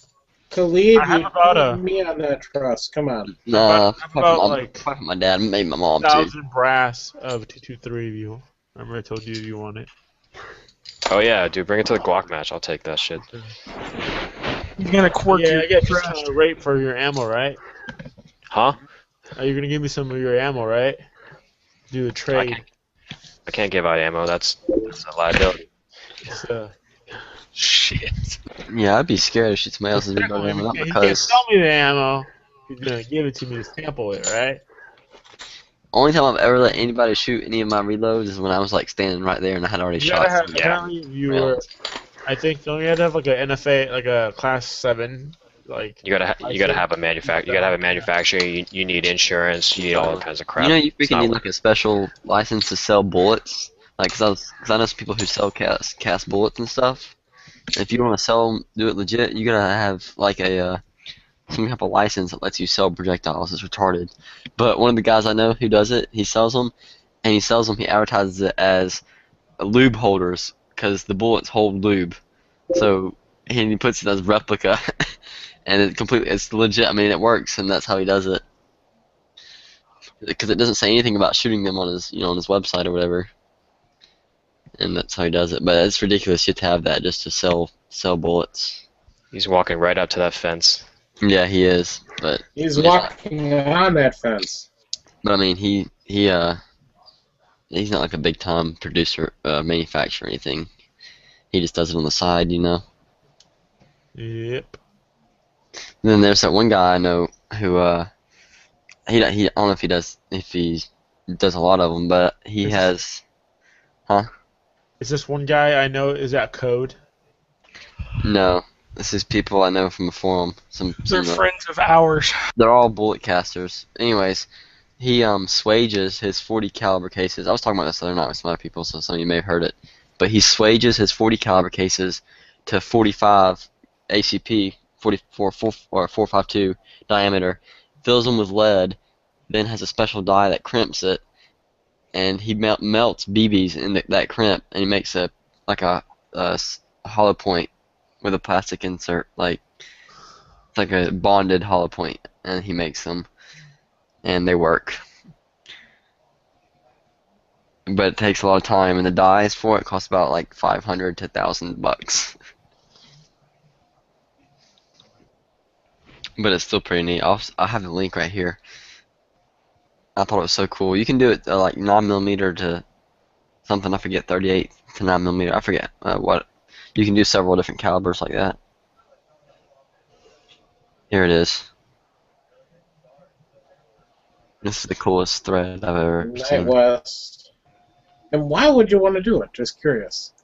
Just self-efficiency, and he lives in the middle of nowhere. Because we were asking him the same thing. He's like, if I ever need to, I can make like pretty much copper, not copper. Technically they're brass coated, but you know, full metal jacket projectiles.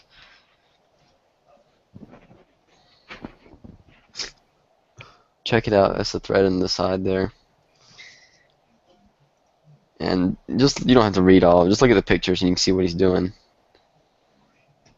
It's a lot of work though. It's insane what he does.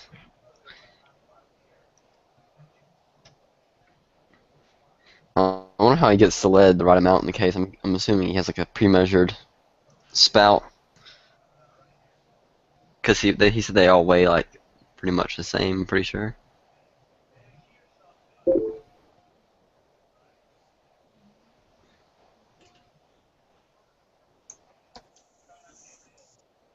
No clue, but that's pretty cool.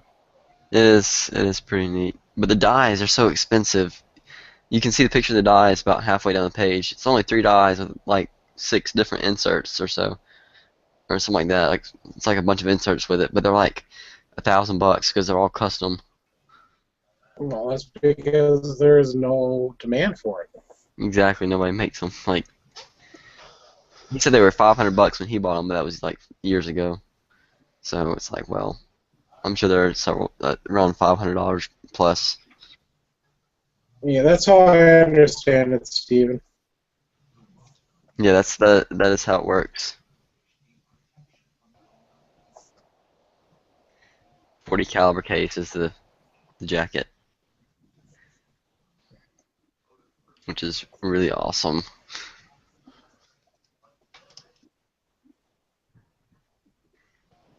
You can also do some other conversions too, like that, like for 9mm or 357.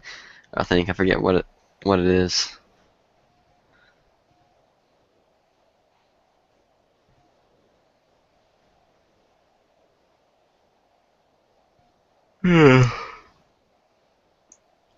Sure, start yawning. Huh? Start yawning. I got class at 9 o'clock. Just need to go to bed. We got class at 9 o'clock. Oh boy. Yeah. Who told you had class? Yeah. Alright. Well, I am out of here because I do have to work tomorrow, so y'all have a Right. great guys. Enjoyed it. Thanks for all the info. Yeah, I Yep. appreciate it. Anytime. Where we going? I learned a couple things tonight. So did I. Which is good for me. I know I'm gonna get my trust now. Sean did a pretty good job plugging this thing there. I know I'm not gonna get married. Yeah, exactly. I'm not gonna get married. 'Cause I don't wanna get See, I divorced. learned that. Yeah, I Get learned that married, lesson. put everything into your trust. Dude, totally worth Yeah, it. so when I have the trust, right? They can't. Nobody can really touch that, right? Or they at least like in a divorce court or like some other kind of court. If I was sued civilly and I owed some money, would they be able to access trust assets? You asked that question about 30 seconds too late. Yeah, the guy who had the Yeah. answers just left. Yeah, I should have asked. I didn't even think about it till now. I'm sure the federal government can take anything they really want from this, though. Yeah, it's kind of weird. I don't know.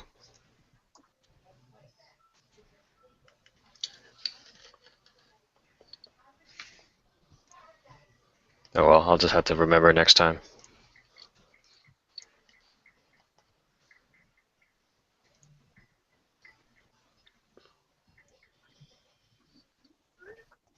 Well, I get to look forward to some Florida humidity this weekend. Yay. Where are you going? Nowhere. That's a problem. Oh. Dew points in the mid-upper 70s, may even hit 80. But it's only going to be in the temperature-wise, it's only going to be in the 80s, so. Still a pain in the ass.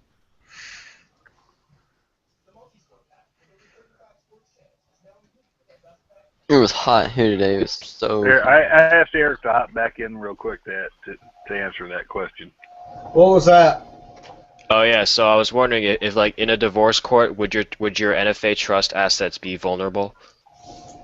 Yeah, firearms are a piece of marital property. Oh God, no. But Never they're get not held by married. you; they're held by the trust. Yeah, but then I don't own my items Yeah, technically. you go argue that to one of my judges here in Duval County, and good luck with it. Now, of course, part of the question is, does she know what your guns are really worth? You know, and of course, it gets offset by things like her jewelry, or whatever else she takes. But you know, one of the things that I've been very concerned with is the standard interrogatories for a divorce case in Florida require you to list all property you own, this, that, and one of the standard interrogatories is list any firearms you own. And I, as a standard rule, I object to that, as the keeping of any registration list or making of any registration list or of any list of firearms owned by any person is a crime under Florida law, and to answer that question would be a crime. So far, I haven't had anybody really challenge me on it because we've been able to work it out, because generally speaking, what ends up happening is the judge does not want to go valuing the china, her jewelry, your guns, your tools. And so generally what happens in most of my cases is the guy takes his guns. If she has guns, she takes her guns. He takes his tools and his recliner. She gets the rest of the furniture, all the china.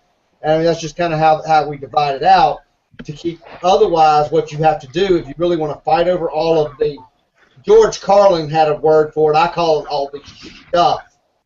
If you really want to fight over all the stuff that you have, it's real fun, and you can spend thousands of dollars doing it, and it pays for my kids' college education, and I rarely advise clients that it's worth it.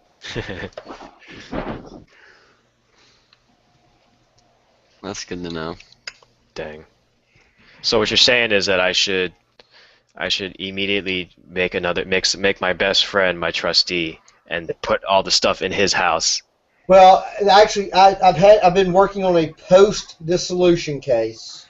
So I did not handle the original divorce. In the original divorce, she got screwed because her husband, who was 20 years her elder, had placed basically all of his property in a trust, and to a large extent, the judge did let him get away with it.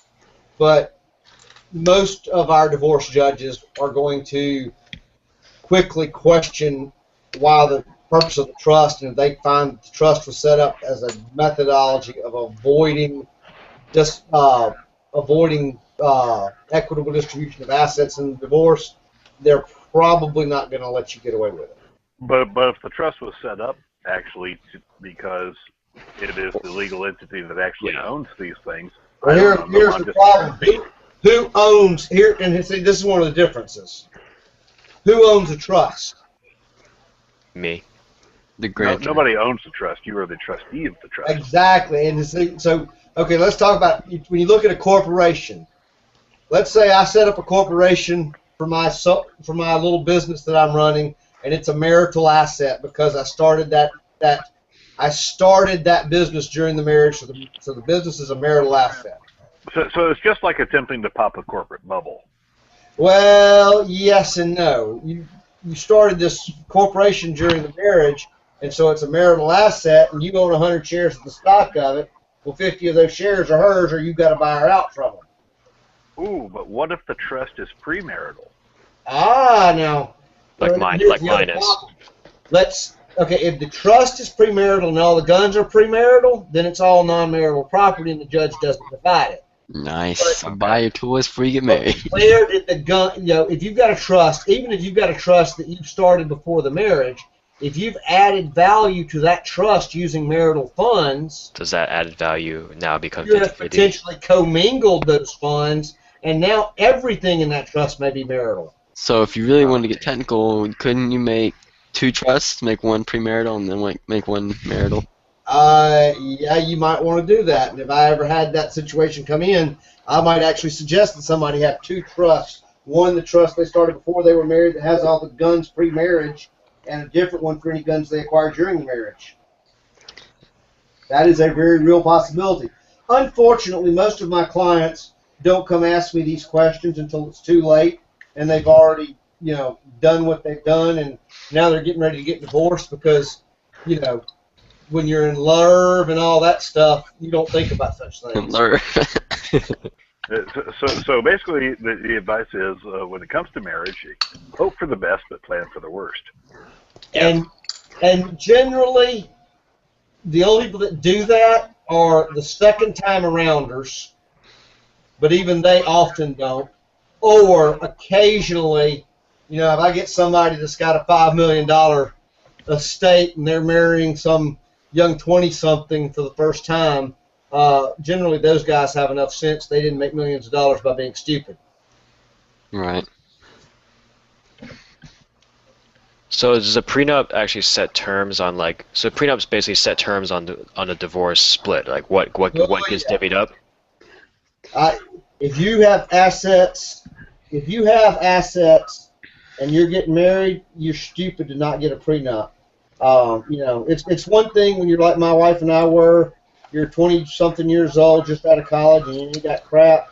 A prenup can be helpful, but nobody at that point is going to get one. But if you've got substantial assets and you get married, you're crazy not to get a prenup.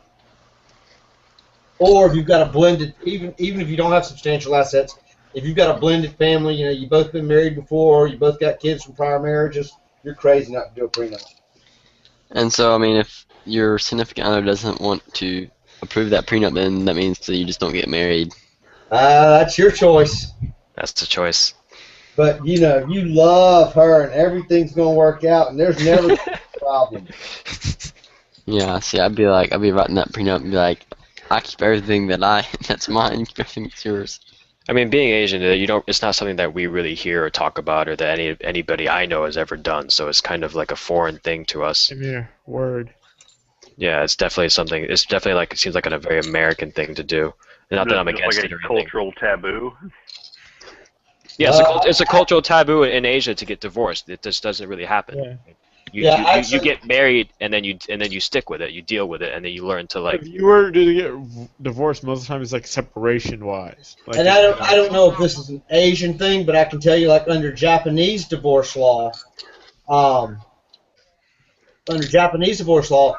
they don't have time sharing like we do in America. When you get divorced, one parent gets the kids, and that is the end of it. The other parent never sees them really.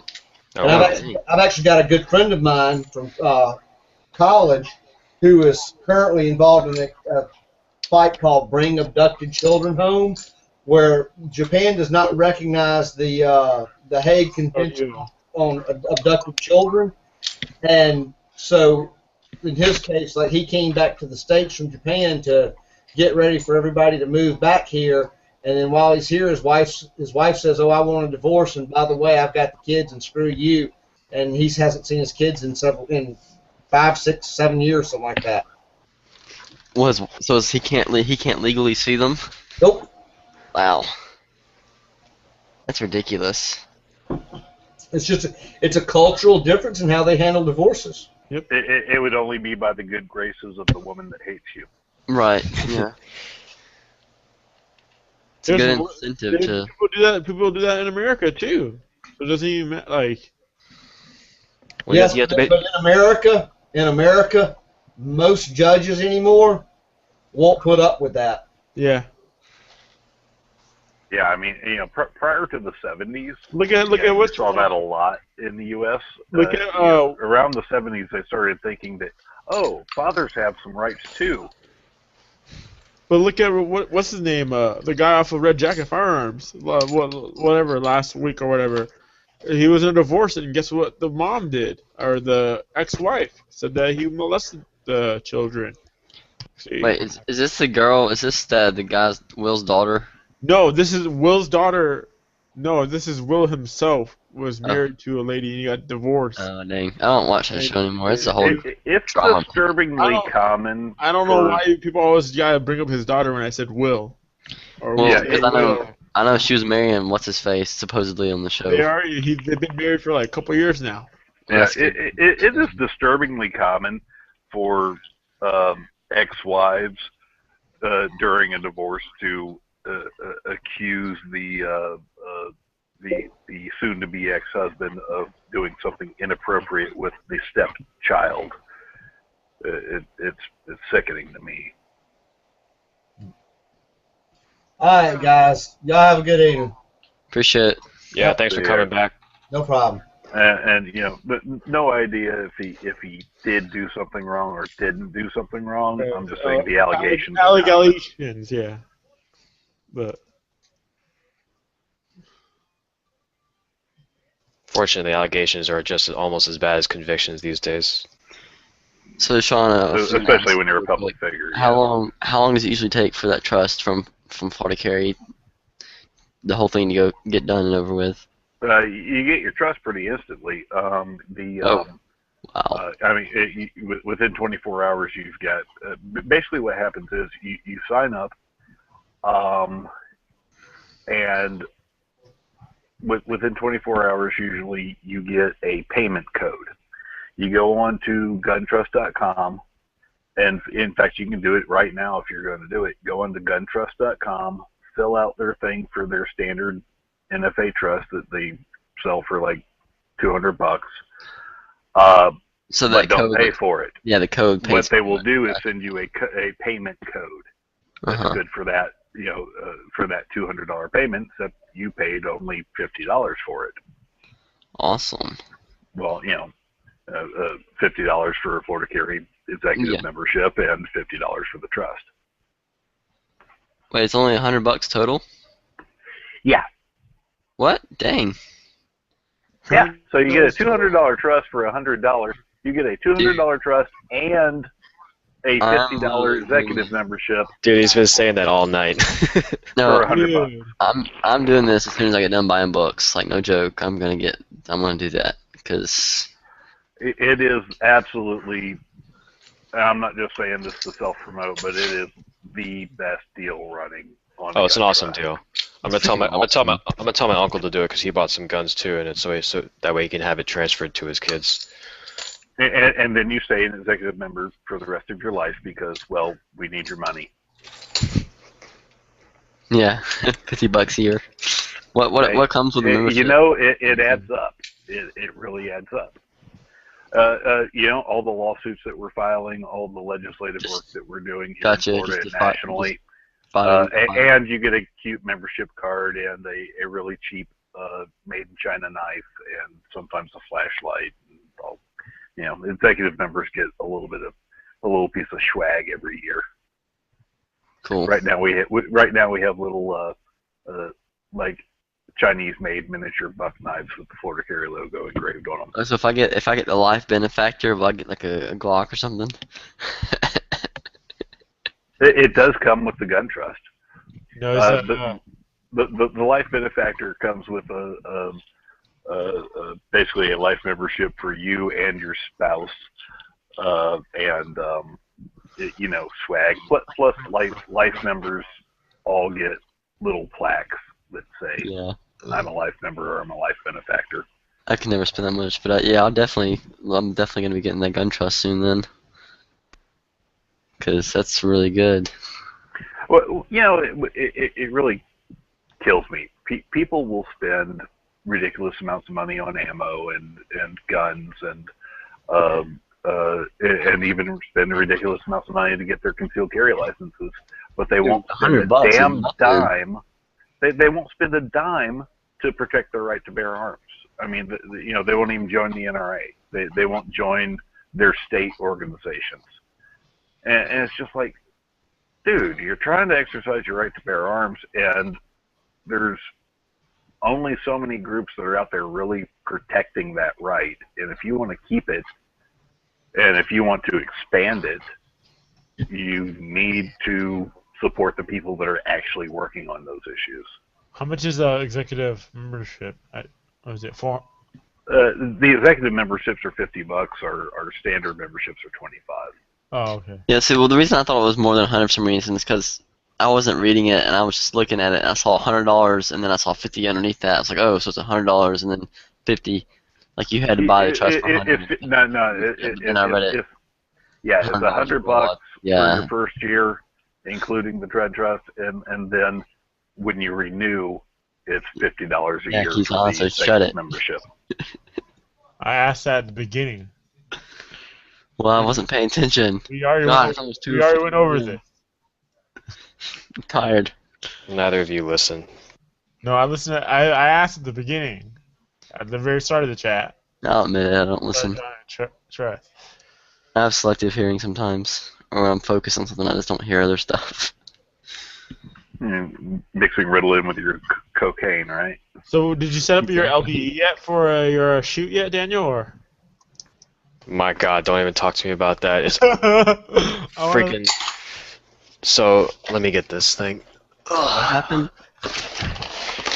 I still have this. This is the freaking Coyote Blue Force gear chest rig, and they were supposed to send me multicam. I called them at least 3 times to try and send me, and they finally sent it out. So it should be here like early next week. So do you guys send that one back, or did you just? Yeah, they sent me a free shipping label to send it back. Oh, yeah. You know, one of the advantages of getting out of the military was that I would never have to wear LDE again. Well, he's going to a tactical training course. So.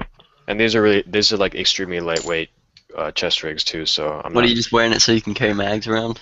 Yeah, that's basically it. I mean, I was gonna get like, Yeah. I would have loved to get a plate carrier and plates and all that stuff since I'm taking a rifle class, but I just didn't have the money to swing Heck for it. no, so. I wouldn't be shooting a competition with a freaking plate carrier on. See, So I totally run around with a compact, single extra AR mag holder on my belt, and That's why most 3-gunners do it. that's Most 3-gunners have a belt, and they have like AR mags hanging off the belt and stuff. Yeah, Looks the battle belt's a thing. So right here, this is what I have. I have the tag assault gear. What was it? Phalanx 4 chest rig. So That's this nice. one has 4 AR mags. They're double stack, I guess. And they have 4 pistol with a magnet. So again, they have elastic loops up top, and then they have a magnet right here.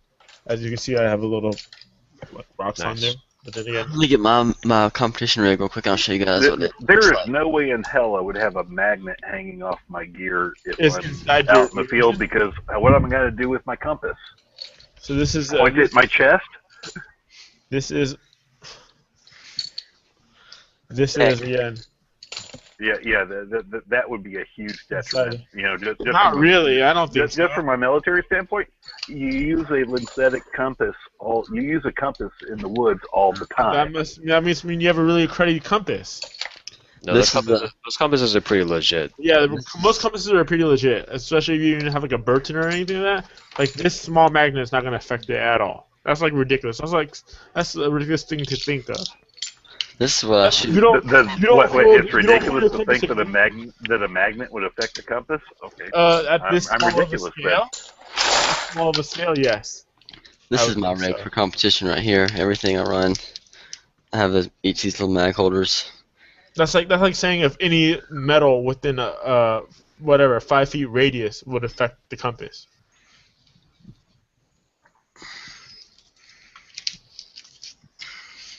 They have magnets for these. They have magnets for these belts. You can actually put like right in front right here. And the reason people do that is because if you're shooting a sport that requires you to not drop loaded mags on the ground, you can just throw it onto your belt, and it'll just stay on your belt, and you can always just slide it right back off. You would rather do that than a dump pouch? Yeah, for competition, yeah, for speed and stuff. Yeah.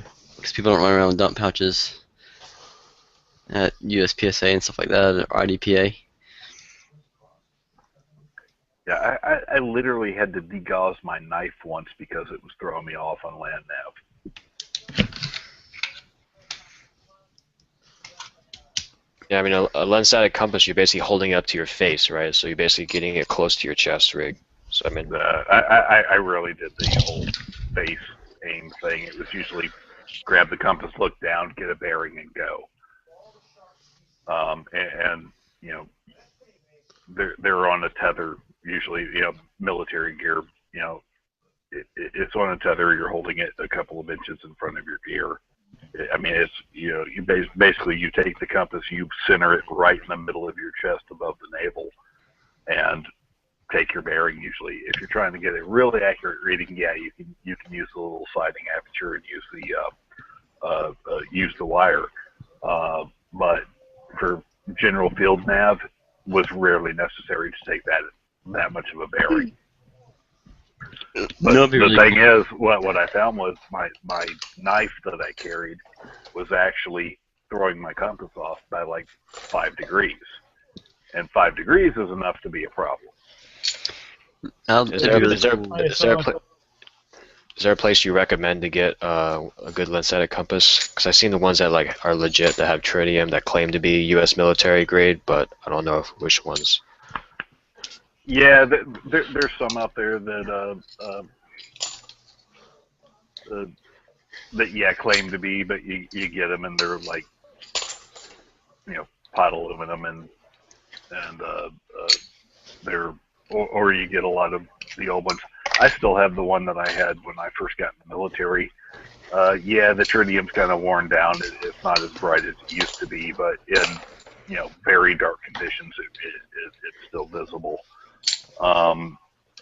So basically, just look for anyone that has real tritium, and that should be good. Or the best thing I can tell you to do is get a compass and make sure it tracks. I mean, literally take the thing, hold it in front of you, and have a known reference for north, south, east, and west, and make sure it's tracking in all 4 cardinal directions properly. If it tracks in all 4 directions, you're good to go. I've seen compasses from lesser manufacturers. You're pointed south. It says that you're south. You turn 90 degrees and you point west, and it's 5 degrees off. That's unacceptable. So I have a couple of these laying around.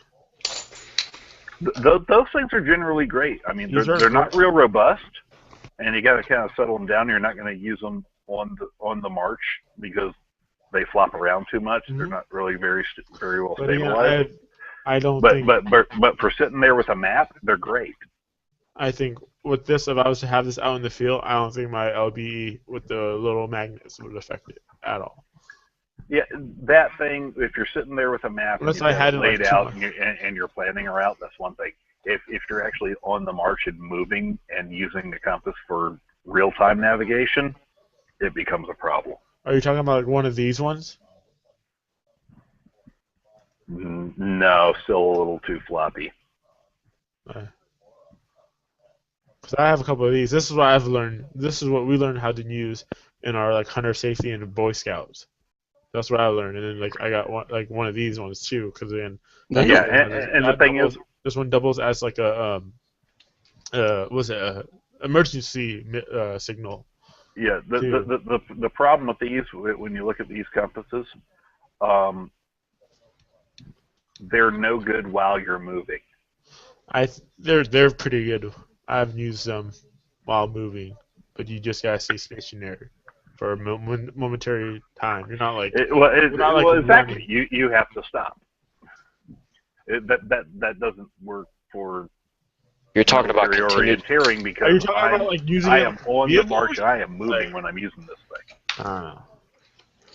Unless you're like, I don't know.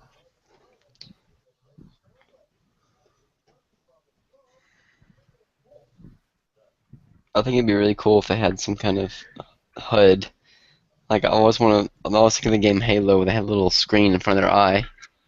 Google Glasses? What? Yeah. That's Google Glass, man. I've always. You're reinvent the wheel? It's different though. I have a Google Glass. I want that. I want an Yeah. attachment. I want an attachment on my rifle that brings up a HUD, that brings up a Yes. reticle on my You face. know how cool that'd be? They do I want that. They do have that already. Then I can hit fire and actually hit something. Call up Red Jacket. There are cool Call up ideas. Red Jacket. They'll make it for you. There's somebody that put a controller in a new display in an EOTech. Okay, so it's like look up the like EOTech Hack 1.0 or something video. Have you guys seen iRobot, right? iRobot with Will Smith in 2004. I like that. I just can't wait for that futuristic car to be real when they have like the Audi HUD that comes up. And No, it'd be cool if they had like some kind of combat glasses like that though, that had everything, like somehow have some kind of perceptor in your gun or something that like counts your ammo and everything and shows up right on your glasses while you're using it. Well, I have to wear some kind of funky ring or bracelet to fire it. Well, you don't want to use it like that. Maybe you can make it Maybe you can make it universal for all. Anybody wearing those glasses, anybody wearing those type of glasses, the guns would work with. So you could pick up your buddy's gun and What was that one that the Army was trying out for a while? It had a 5.56 and it had like a 20 millimeter freaking laser fused mini grenade launcher that you basically laze the target and then you can tell it to detonate 5 meters early or 5 meters past the target. Oh, so you can laze a building, tell it to detonate I saw that on Future 2 Weapons. meters past and pop it through the window. It's on Future Weapons, yeah. I'm trying to think of the name of this thing. Is the advanced ACR rifle, whatever they were. Oh, I was thinking of the handheld one.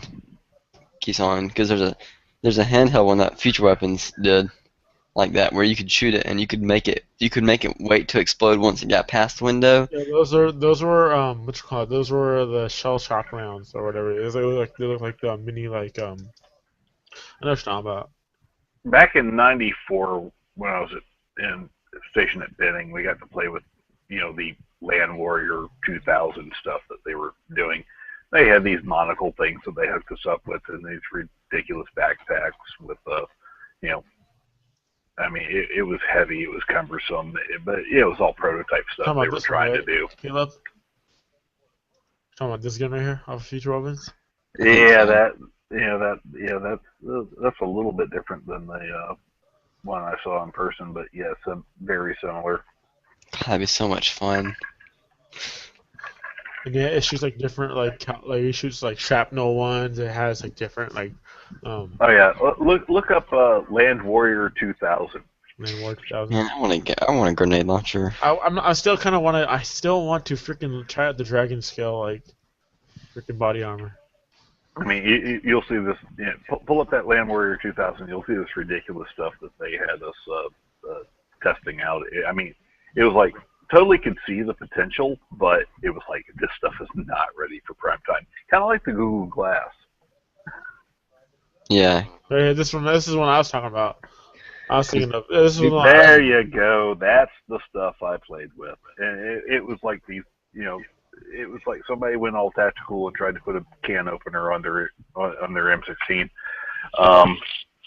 It's like the battle mug of rifles, and it had all this stuff, helmet mounted, and you had this big backpack, and it was heavy, and it was ridiculous. But it was like, okay, I could see the value of what they were trying to do. It just wasn't ready yet.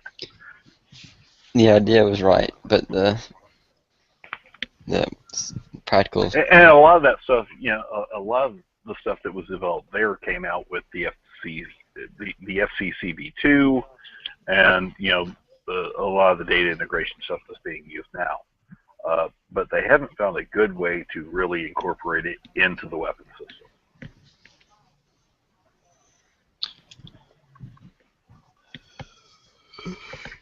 That and keep it light and durable enough for a bunch of infantry guys to run around with it and bang it into things, and crawl through the mud with it. This is America's battle Roomba.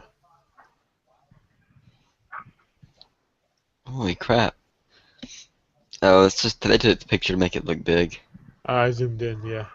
Yeah, the way the picture's taken, it makes it look like it's like 10 feet tall or whatever, but it's really like 2 feet. A regular saw. Yeah, I've seen that before. It's pretty cool. It has a camera on it and everything. They drive it in rooms and they can clear a room out with it. Yep. But will it blend? Does it have a blender? Does it come with a blender attachment? That's one expensive thing you want to blend. I want some coffee. I want a smoothie. I'm in the middle of the Iraq desert, I 120 remember what's degrees. I want some. I want some smoothie. They want to reinvent this off of like Red Jacket Firearms. Wait, Red Jacket wants to invent it, or They wanted to like make their own better one. They did it with a freaking Oh, God. like one of these. Like Red Jacket does? Yeah, they do always try to do stupid stuff. I don't think they have the technology. Like Oh, this. yeah. We went in to do something that half-ass works that we're not actually going PlayStation to sell 4 to anybody. controller. They're like, I'm gonna use a PlayStation 3 controller.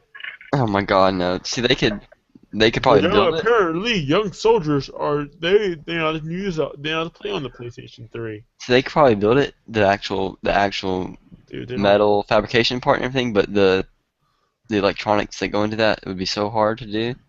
Dude, they are. This wouldn't be that hard. You just kind of work out something to drive it and then something to move the gun, hydraulics or something. You know what? Forget putting a gun on this little thing that follows you around. The best thing in DARPA is actually working a project with this. They've got this crazy little robot that you just throw your rucksacks on, and this thing follows you around. That is a huge force multiplier because now I'm not getting worn out by running around with an 80-pound rock. Carry like a crap ton of weight. Like right here, they're designing a remote control turret of the Sega 12s, and look at behind the scenes. Does it come with the drill, or? They're trying to make it remote control. That's scary. The M16 one they did was pretty cool though. Yeah, that one. This is a MG. This is still the Sega 12. Who is that? This? It's a different Yeah. lady. That's not his daughter. Yeah, I know that. It's like, who is it? Oh, that's cool. What is that? It's the Sega 12. Sega with the drum mags. Yeah. It looks cool with the drum mags. That's awesome. I want one. Let's go hog hunting. Put slugs in that thing. Put that on your helicopter for whenever you hunt hogs from a helicopter. That'd be so much fun.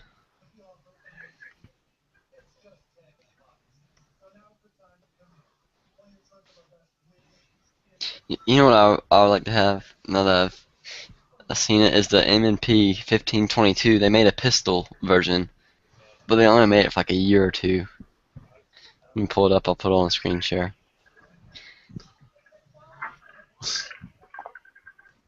Yeah, it's awesome looking. It's like an AR pistol, but it's in 22.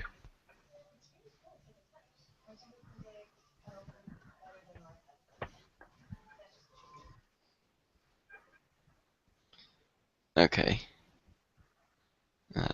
Screen share. Okay, check this out. This little thing right here. Looks gonna be so much fun. Put a suppressor on there. See, I've been fascinated by this this MPX rifle or pistol. You guys seen that thing? Mm-mm. Pull up the look up the MPX. MPX rifle. Mike Papa X-ray. Huh?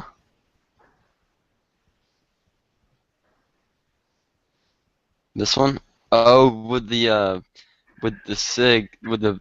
baffle or the compensator, quote unquote. Yes. Yeah, and you buy the outer tube. It's but check out the completely collapsible butt stock. It's obviously a piston gun. Wait, it's a 9mm. That's it. Only a 9mm. I think that's what they're doing the initial fielding with, but you know, totally give me that thing in 45 and I'd be all in. Oh my gosh! Can you imagine you buy the tube for the suppressor? Oh my god, that'd be awesome. That'd be sick. Well, and that's why the ATF went after SIG, is because basically they have a machine tube that's all it is, that screws on top of that, and it becomes a suppressor.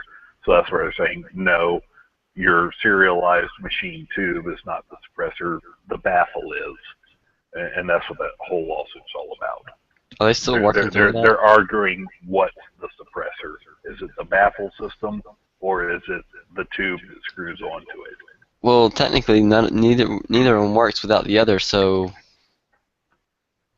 Right. They're arguing semantics of, you can't. It's not a suppressor unless you have both pieces.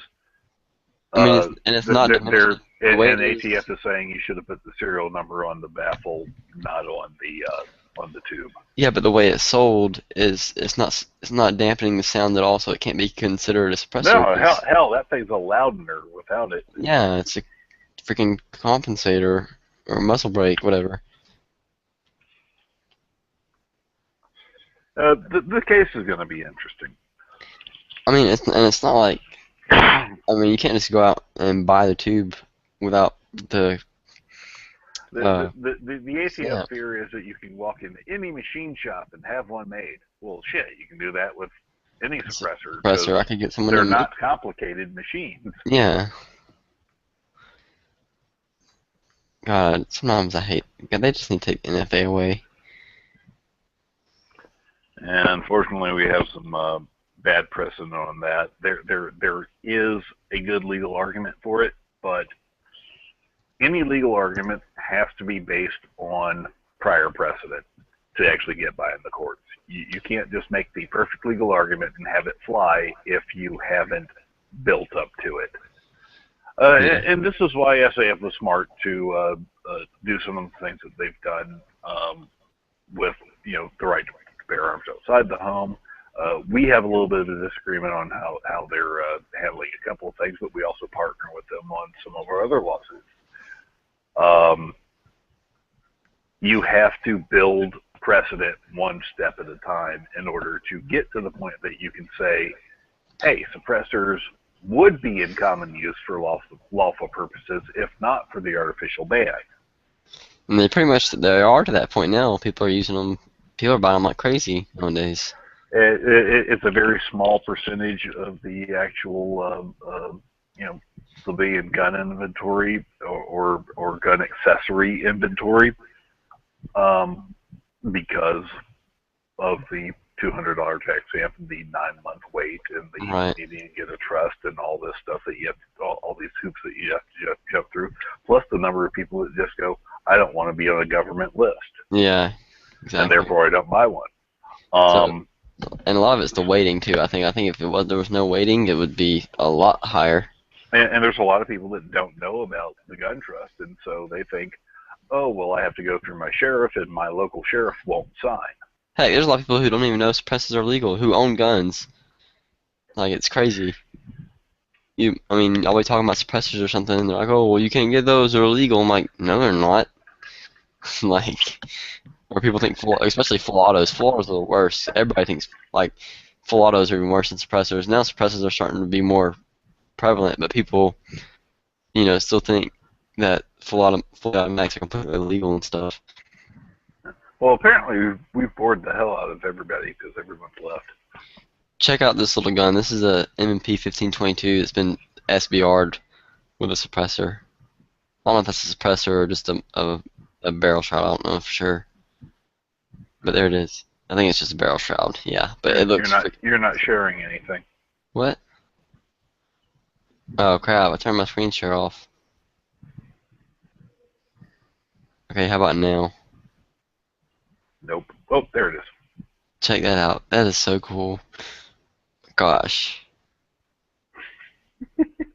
There it is without the barrel shroud. See, take off that buffer tube, put on a SIG brace, and then you don't have to get your. Oh, that's the thing. I thought about. Oh wait, can I do that? I'm like, I don't know. Wait a second. Well, wait. The. See, instead of that mag pull, put on a SIG brace, and now you no longer have to get a $200 stamp. But the thing is, that gun there is sold as a rifle. He had that barrel cut down. So. Right, and then you have to do a Form 1, which at least you can do online. But you need to get a trust. You need to get a Form 1. You need to wait. You have to pay a $200 tax stamp. Which how much do those SIG braces cost? $200, right? Maybe. And you don't wind up on the government list. This is the pistol they sold. Smith & Wesson made this same gun in a pistol version, but they only sold it for like a year or two, and they're extremely hard to come by now. Not extremely hard to come by. They're pretty rare though. It's like a machine pistol, but 22. It's like the Intratec 22, but a lot better. Yeah, I don't have any 22s. I have a 22 Magnum, a little NAA revolver that I throw in my pocket. I love sometimes. 22. I just don't. My little church gun. I have a lot of 22. I just don't have the ammo to shoot it because it's expensive and hard to find. I shoot 9mm cheaper than I do 22, so. That's just sad. And I shoot competition 9mm anyway, so that's what I'm shooting most of the time. So, if I could get bulk 22, I would go out and shoot. I got a 2245. It's like completely upgraded on the inside, Volquartz and parts. Got a burst fire on it. It's made for like Steel Challenge, 22 Steel Challenge. It's fast.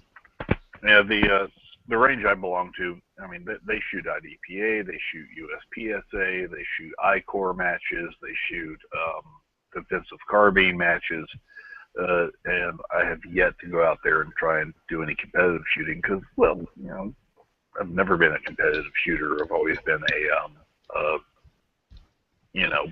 keep myself alive shooter.